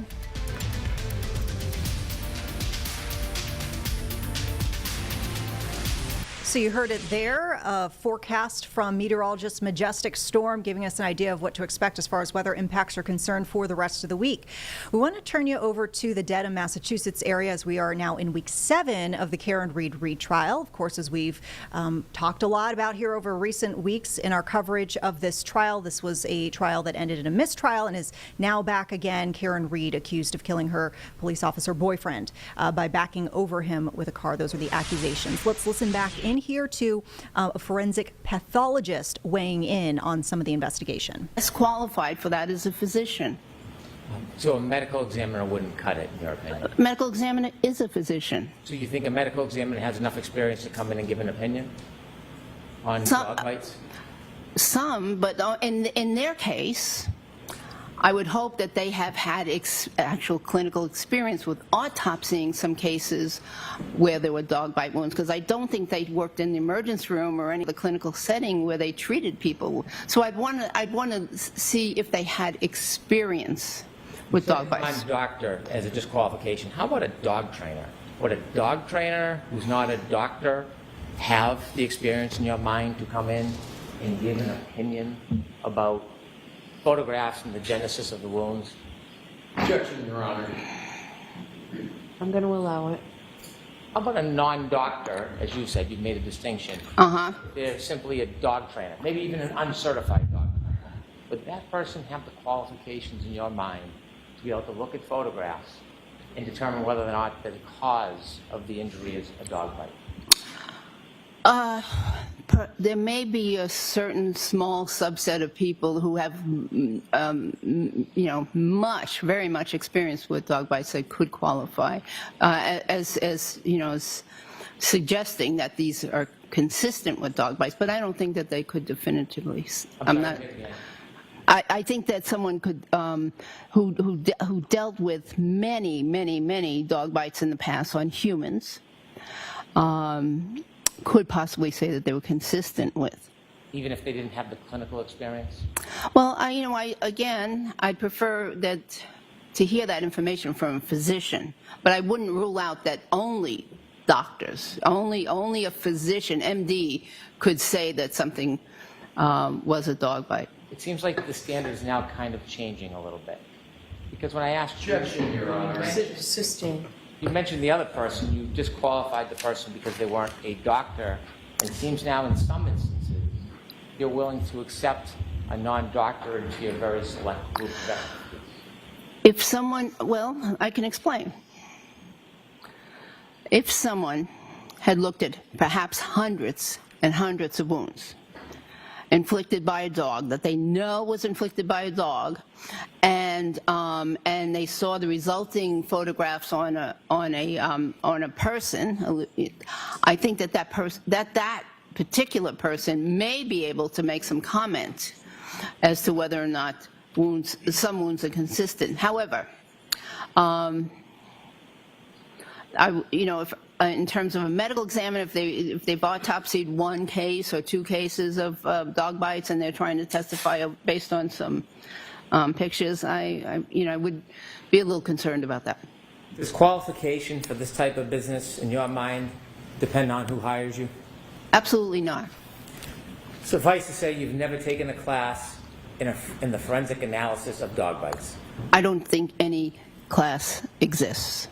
But I'm asking about your experience. Well, that's correct. You haven't, have you? That's correct. I can't take a course that doesn't exist. You've never engaged in any type of opinion, looking at photographs, and then had that opinion peer-reviewed by other dog bite experts, have you? No. Do you have any experience in veterinarian medicine? I'm aware of it. That's my experience. Do you have any accomplishments, like degrees? No. Now, you've testified a number of times in this case, haven't you? Yes. And when you testify, you know there's a court reporter and there are transcripts, correct? Yes. You originally testified when you first came out and volunteered to testify last year, and there was a hearing before trial, wasn't there? Live Impact News on WCNC Plus. We're going to pivot away from this live feed from Dedham, Massachusetts, the Karen Reed retrial in week 7. Back here to the Carolinas, where we have an update on that horrific possum burning case from several weeks back in our area. Of course, this is that video that really stirred the community, got folks very disturbed and upset and calling for answers. This was a video that was posted on Facebook showing essentially, sadly and gruesomely, a possum being burned alive. We know that somebody has been arrested in connection to this case, that person Cameron Torrance, who is being charged with instigating animal cruelty as well as fleeing and eluding and probation violation. But we are hearing from an animal advocacy group basically calling for more accountability in this case. That group is Animal Wellness Action. We have Wayne Pacelli with AWA joining us right now to talk more about this case. And Wayne, thanks so much for your time and for joining us here on Live Impact News. Pleasure. Thank you. So Wayne, as we kind of set the table for folks, catching them up to speed, we had this gruesome video which made the rounds on social media. Lots in the community were very, very upset, ended up reaching out to various authorities, including CMPD, North Carolina Wildlife, and you all heard about this video. You offered a $5,000 reward for any information leading to an arrest in this case. And while we've seen one of the people who is accused of being affiliated with this video arrested, this was appeared to be a multiple person video, and we have not seen any arrests yet. So what is your messaging right now? Well, first, I just want to thank you and the entire community for really having the right emotional response to a truly horrific event. We know that malicious acts of cruelty like this are an indicator of a loss of empathy for people. And when you lose your empathy, this one strike against this really innocent animal is just the first act of cruelty that the set of people involved will perpetrate. And it may not stop with animals. There is such literature in sociology about acts of animal cruelty leading to other malicious acts of cruelty. We see when there's animal cruelty, there's domestic violence in a household. We know that the profile from the FBI of a serial killer is early age acts of animal cruelty. We let these people go unpunished, we're going to see other terrible acts that they mete out in society. The data is there. It happens over and over again. So arresting one person, fine. The charges should be stronger against that individual, but we have at least 2 other people who are involved. We've got to have arrests. We've got to have justice for the safety of the community. I mean, this poor possum is really just an indicator of what these people are capable of, and that's why I think you've had such a community reaction. People get it. People know that animal cruelty is tied to acts of human violence as well. If I could touch on that matter for just a moment for our viewers here on Live Impact News. We actually, just a couple months ago, did a 1-hour special about the link between violence against animals and violence against people. And for folks who want to watch that on demand, you can actually find that here on WCNC Plus. It's under the shows section, in the in-depth section of the shows section. So that remains up there if folks want to educate themselves a bit more about that relationship and some of the studies that lay that relationship out. But Wayne, we heard you talk about the fact that there need to be stronger punishments too, not just charges, but stronger charges. And we've covered here on WCNC Plus an ongoing push in various forms to try to bring stronger animal cruelty punishments, whether it's on the dog fighting front or it's just animal cruelty of a general nature, you know, owners mistreating their animals at home. What can you say as far as federal laws, state laws, local laws, and the roles that those play, and if there are any changes that need to be made, if any, to better protect animals? Well, I've been working for many years, and one campaign that I've worked on is to make sure that we have felony level penalties for malicious acts of cruelty in all 50 states, and that includes North Carolina. So North Carolina does have felony penalties for the worst acts of cruelty. We also have a national anti-cruelty law. It's called the Preventing Animal Cruelty and Torture Act, which I worked to help pass in 2019. President Trump signed that legislation, which was unanimously passed by Democrats and Republicans. We now have a very important bill in Congress called the Animal Cruelty Enforcement Act, the ACE Act. It's H.R. 1477 in the U.S. House of Representatives. A Senate companion bill will be introduced soon. This will create a designated unit at the U.S. Department of Justice, a prosecutor's unit, to bring cases of animal cruelty for precisely the reasons that you said, and precisely the reasons that WCNC TV did its 1-hour report on the link between animal cruelty and human violence. We need capacity from law enforcement to address these problems. And we know that these are not just trifling little matters. I mean, when you think about these people setting an opossum on fire, 2 of the 3 indicators of a serial killer's behavior that forecasts these later, more malevolent and larger scale acts of cruelty are animal cruelty and fire setting. We saw 2 of the 3 in evidence in a single act. What more do we need than that? So the ACE Act is very important. I hope that Senators Budd and Tillis co-sponsor the Senate bill when it's introduced. I hope all 14 members of the North Carolina U.S. House delegation co-sponsor this bill. We need prosecutors and we need policing to address these crimes. If you allow these people to go unattended, if there's no enforcement action against them, we will see their violent instincts graduate. It'll be other animals, it'll be cats, it'll be dogs, it'll be horses. We will see it in terms of the home setting. We'll see domestic violence. We'll see them strike out at people who are innocent just for the thrill of it. And because they've just lost their empathy, it's like nothing to people who've lost their empathy. So we've got to treat this seriously. The ACE Act is very important. We also have a bill called the FIGHT Act to strengthen our laws against dog fighting and cockfighting. There was a bill introduced in the North Carolina legislature this year to increase penalties for and prohibitions for cockfighting. That bill appears to be languishing, and that's unfortunate because there's nothing more intentional than staged animal fighting. When you're staging fights between dogs, you're putting knives or curved ice picks on the legs of roosters and having them thrash each other, stab each other, and slash each other to death as people watch, and they're amused by this. Anyone who's amused by these savage acts of cruelty has an emotional and psychological problem, and that problem needs to be addressed.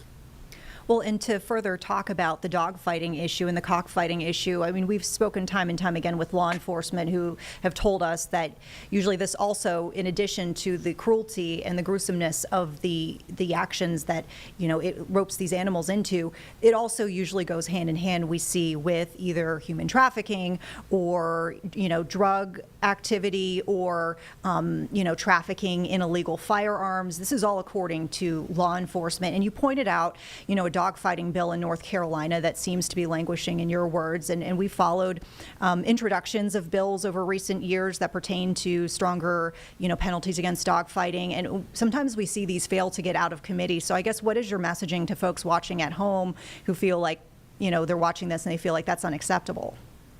There's never been a politician who's benefited by being on the side of the dogfighters and the cockfighters. They need to wake up as lawmakers and understand that the American public and North Carolinians specifically despise and detest and loathe staged animal fighting. But these lawmakers need to be reminded by their constituents. So, I urge people to go to our website, animalwellnessaction.org. You can get information on all of these bills, and you can write to your lawmakers, your state lawmakers in Raleigh, your state senator, your state rep, your U.S. lawmakers, your 2 U.S. senators, and your U.S. rep in the Congress. We've got active bills to address these problems right now. It's only passive, response to these circumstances that allows these bills to languish. If the public speaks its voice, and if people are aware of this, it's a slam dunk. Very few people in our society think animal cruelty is a trifling matter any longer. We understand the gravity of it, not just for the animal, the suffering of an animal who didn't deserve to be tormented and tortured and killed just for someone's thrill or just because they were bored. But we know it's such a much larger issue. Our partner on the FIGHT Act in the Congress is the National Sheriff's Association. We've got sheriffs throughout North Carolina that have endorsed this legislation. We've got the National District Attorneys Association, all 3,000 elected DAs who support this because these professional law enforcement people see what happens. They see that people who do terrible things to animals are people who are a threat to the safety of our communities in general. So people just need to get past this idea that, oh, it's just an animal. I mean, fortunately, not many people think that way. We have to understand that it's all connected. When you raid a dogfight or a cockfight, you are netting a whole set of career criminals. Illegal immigration, human trafficking, narcotics trafficking, illegal gambling, illegal firearms possession, all of it you see at these animal fights. It's the cartels are involved, the gangs are involved.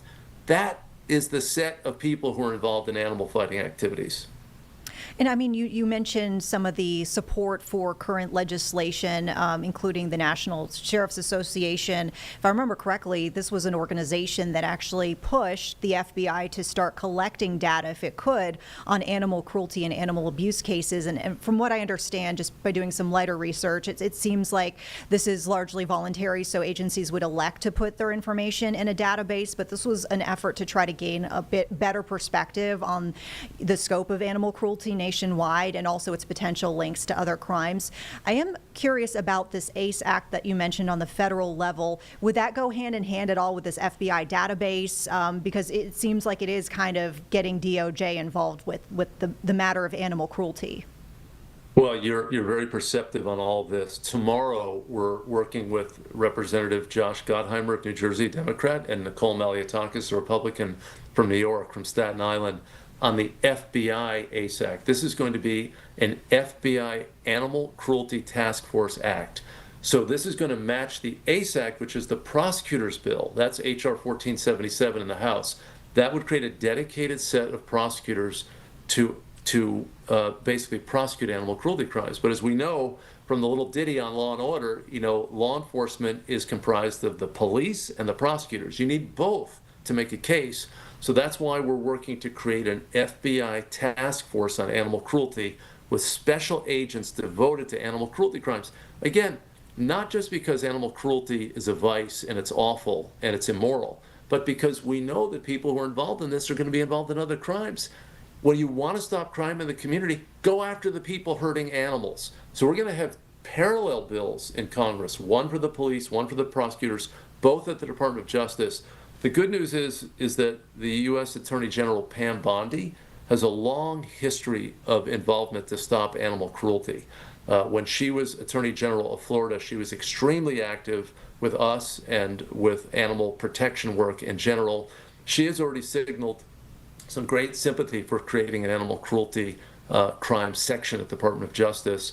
Kash Patel, the new FBI director, when a major dogfighting bust happened recently in Oklahoma, he made it a point to include a quote from him saying, the FBI is not going to tolerate animal cruelty because we understand the link between animal cruelty and human violence.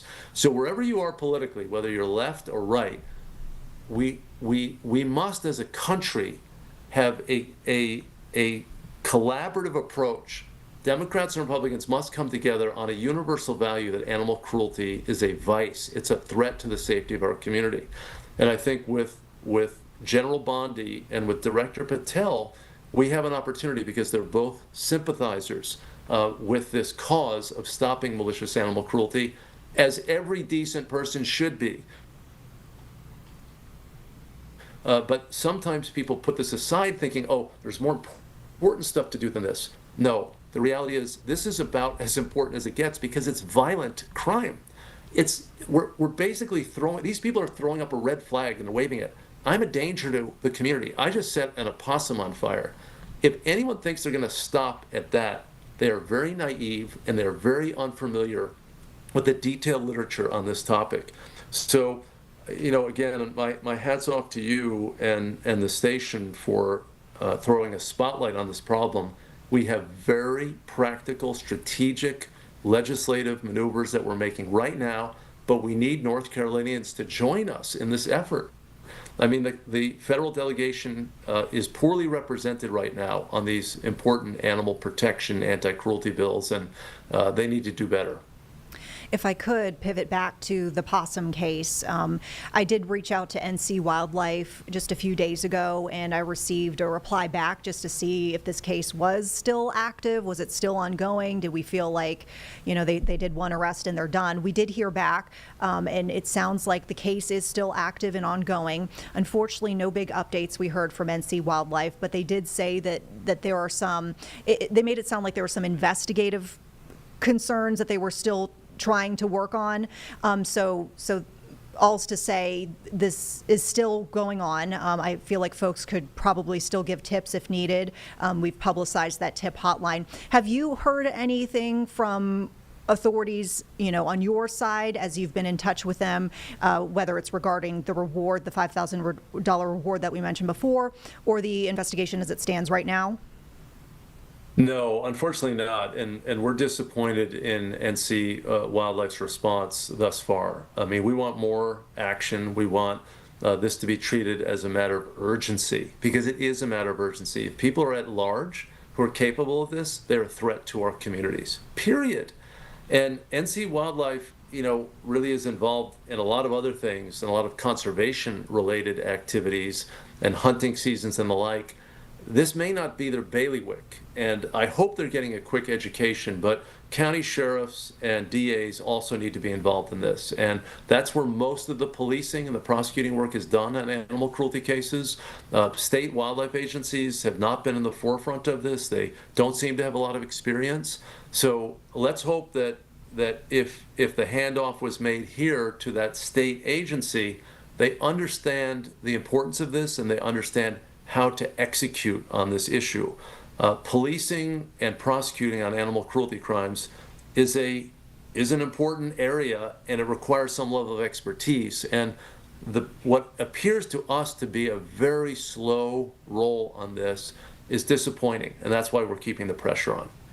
All right. Wayne Pacelli with Animal Wellness Action, thank you again so much for your time. Anything you want to leave our viewers with before we say goodbye?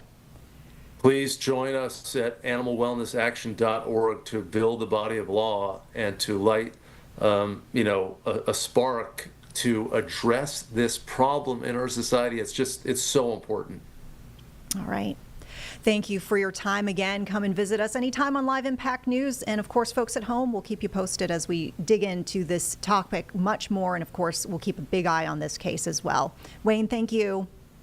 Thank you so much. All right. Take care. Okay, folks who are tuning in here, Live Impact News on WCNC Plus. We've got some breaking news to get to right now. It's on the traffic front, and probably doesn't surprise you if you are familiar with this ramp at all. 77, exit 9B, there is a crash, and I know we come here a lot during this time of day, but of course, the evening rush has begun, and more cars on the road increases the likelihood of accidents, and we know this is a tricky spot for a lot of folks. You can see we got some blockages on the ramp itself. Folks are able to skirt by from what we could see with this live feed, mainly on the shoulder as they pass on by. So we just wanted to flag that for you as a situation that will cause some backups. We're trying to get some more information on the crash itself. How serious is it? Are there injuries to report? Is there an estimated time for clearing here? More on that, of course, as we get that information, but backups we can show you already building there. On the ramp, of course, where it's blocked, and 77 as well as it leads up to that crash. Keep in mind, the longer this lingers, the more vehicles coming on the roadway. We'll probably see those backups continue to grow. So at a certain point might be an area to avoid if you can do so easily, but if not, certainly plan a few extra minutes out the door. Don't forget, of course, as we turn it over to our 4 o'clock newscast, we will have our traffic team on this, giving you updates as necessary. Hopefully this does clear before it becomes even more of a delay maker for people who are heading through this area. But once again, live images from 77 exit 9B, just outside the Uptown area. We've got some closures to at least one of the lanes. We've got traffic skirting by on a shoulder, and we've got backups building. And this is the on-ramps we're seeing Freedom Drive and Wilkinson, particularly, that are being impacted. We'll keep it here, of course, for a little bit longer. And just remind you again, 4 o'clock, expect an update from our traffic team. All right, we've got some other live feeds that we're following here on Live Impact News. We've got out of Texas before you right now the signing of a bill that will create what's called the Texas Cyber Command. Interesting concept here. It's going to be headquartered in the San Antonio area. Oh, looks like that feed just wrapped up. Sorry about that, folks. With that, we'll turn you back to the Senate. It looks like they've got discussions that are still underway right now. In fact, Senator Chuck Schumer is speaking. Let's send you there. Of Donald Trump's wishy-washy approach to Putin. If Donald Trump won't stand up to him, the Senate must. I support legislation by Senators Blumenthal and Graham that would land a hammer blow of sanctions in a tougher way than we ever have done before against Russia. 80 senators from both sides of the aisle, including Leader Thune and myself, co-sponsor this bill. Both sides should quickly finish negotiating any necessary changes to the bill, and then we should put this sanctions bill on the floor for a vote as soon as possible. It's very much needed, and it's needed now. But then we must do more. The administration should turn over every stone to identify more air defense systems that we or our allies can send Ukraine, including ammunition for its Patriot systems. This will save civilian lives. And the U.S. should keep going and giving more drone and counter-drone support, greater intel sharing. These are things the administration could start doing right now. Now on reconciliation. What Senate Republicans will try to do this month is a travesty. They're picking up right where House Republicans left off, trying to ram through this chamber Donald Trump's so-called big, beautiful bill. As the Senate returns to session, we do not yet have a text for the Republicans' mega bill, but make no mistake, the fight against this bill is ramping up today. It starts with Senate Democrats showing the American people what the bill actually is, one ugly bill. One of the most reckless, odious, and self-serving pieces of legislation we've seen in a long time. Today, I want to share broadly how Senate Democrats will fight this bill with every fiber of our being. It's going to be a long and drawn-out fight, but the American people deserve to see precisely how cruel, how vindictive, how ugly this big bill truly is. Case in point, House Republicans tucked into their bill a nasty provision that will restrict the power of judges to hold government officials in contempt. It's very clear that what's going on. It's very clear what's going on here. Republicans want to codify into law Donald Trump's attack against our judicial system. They want to make our courts toothless by nullifying their contempt powers and make it easier for the Trump administration to ignore the courts. This is nothing less than a naked attack against the separation of powers. If Senate Republicans include this authoritarian provision in their bill, Democrats will fight it tooth and nail, will not stand by while Republicans try to sabotage our courts. And I fervently believe their effort will not win the day. Now, yesterday I also spoke with Leader Jeffries about how both chambers can work together to fight back against this bill. This Wednesday, Senator Klobuchar and I have also invited House Democratic ranking members to meet with our caucus and share firsthand insight from their fight in the House, including key Republican fault lines. In all likelihood, this bill will continue to undergo changes and get sent back to the House. For that reason, Democratic unity will be our strongest weapon as we defend the American people from harms contained in the bill. Our fight in the coming weeks, of course, is not just procedural. It's going to happen on every front, in committees, in public hearings, in the birdbath, online, in public, and here on this floor. The Republican plan is very simple. Sell out working and middle-class Americans to line the pockets of the ultra wealthy and well-connected. And let's talk about the deficit. For years, Republicans screamed about fiscal responsibility. But now, Republicans are backing a bill that could add over $50 trillion to the national debt over 30 years. Even Elon Musk said this bill is a bad idea. That should tell you something. and most cravenly of all, Republicans are cooking the books so they can pretend their tax breaks won't impact the debt. Republicans are planning to use the Budget Chair's Section 312 authority under the Congressional Budget Act in an unprecedented and illegitimate manner to run roughshod over the Byrd Rule. The bottom line is this: Republicans' one ugly bill is a farce. It's betraying our values, it's a threat to working families, and it's a giveaway to the very few at the expense of the many. Senate Democrats will fight this bill in committee, on the floor, and in the court of public opinion every step, every day, and every possible way. I believe to my core that the American people. Okay, folks, we want to break back in here with even more breaking news we're following at this hour here on Live Impact News on WCNC+. Many of us here in the Carolinas are familiar with the case of Shanquella Robinson. She's the Charlotte woman who died while on vacation in October of 2022 in Mexico, and there was a lawsuit recently that her mother filed.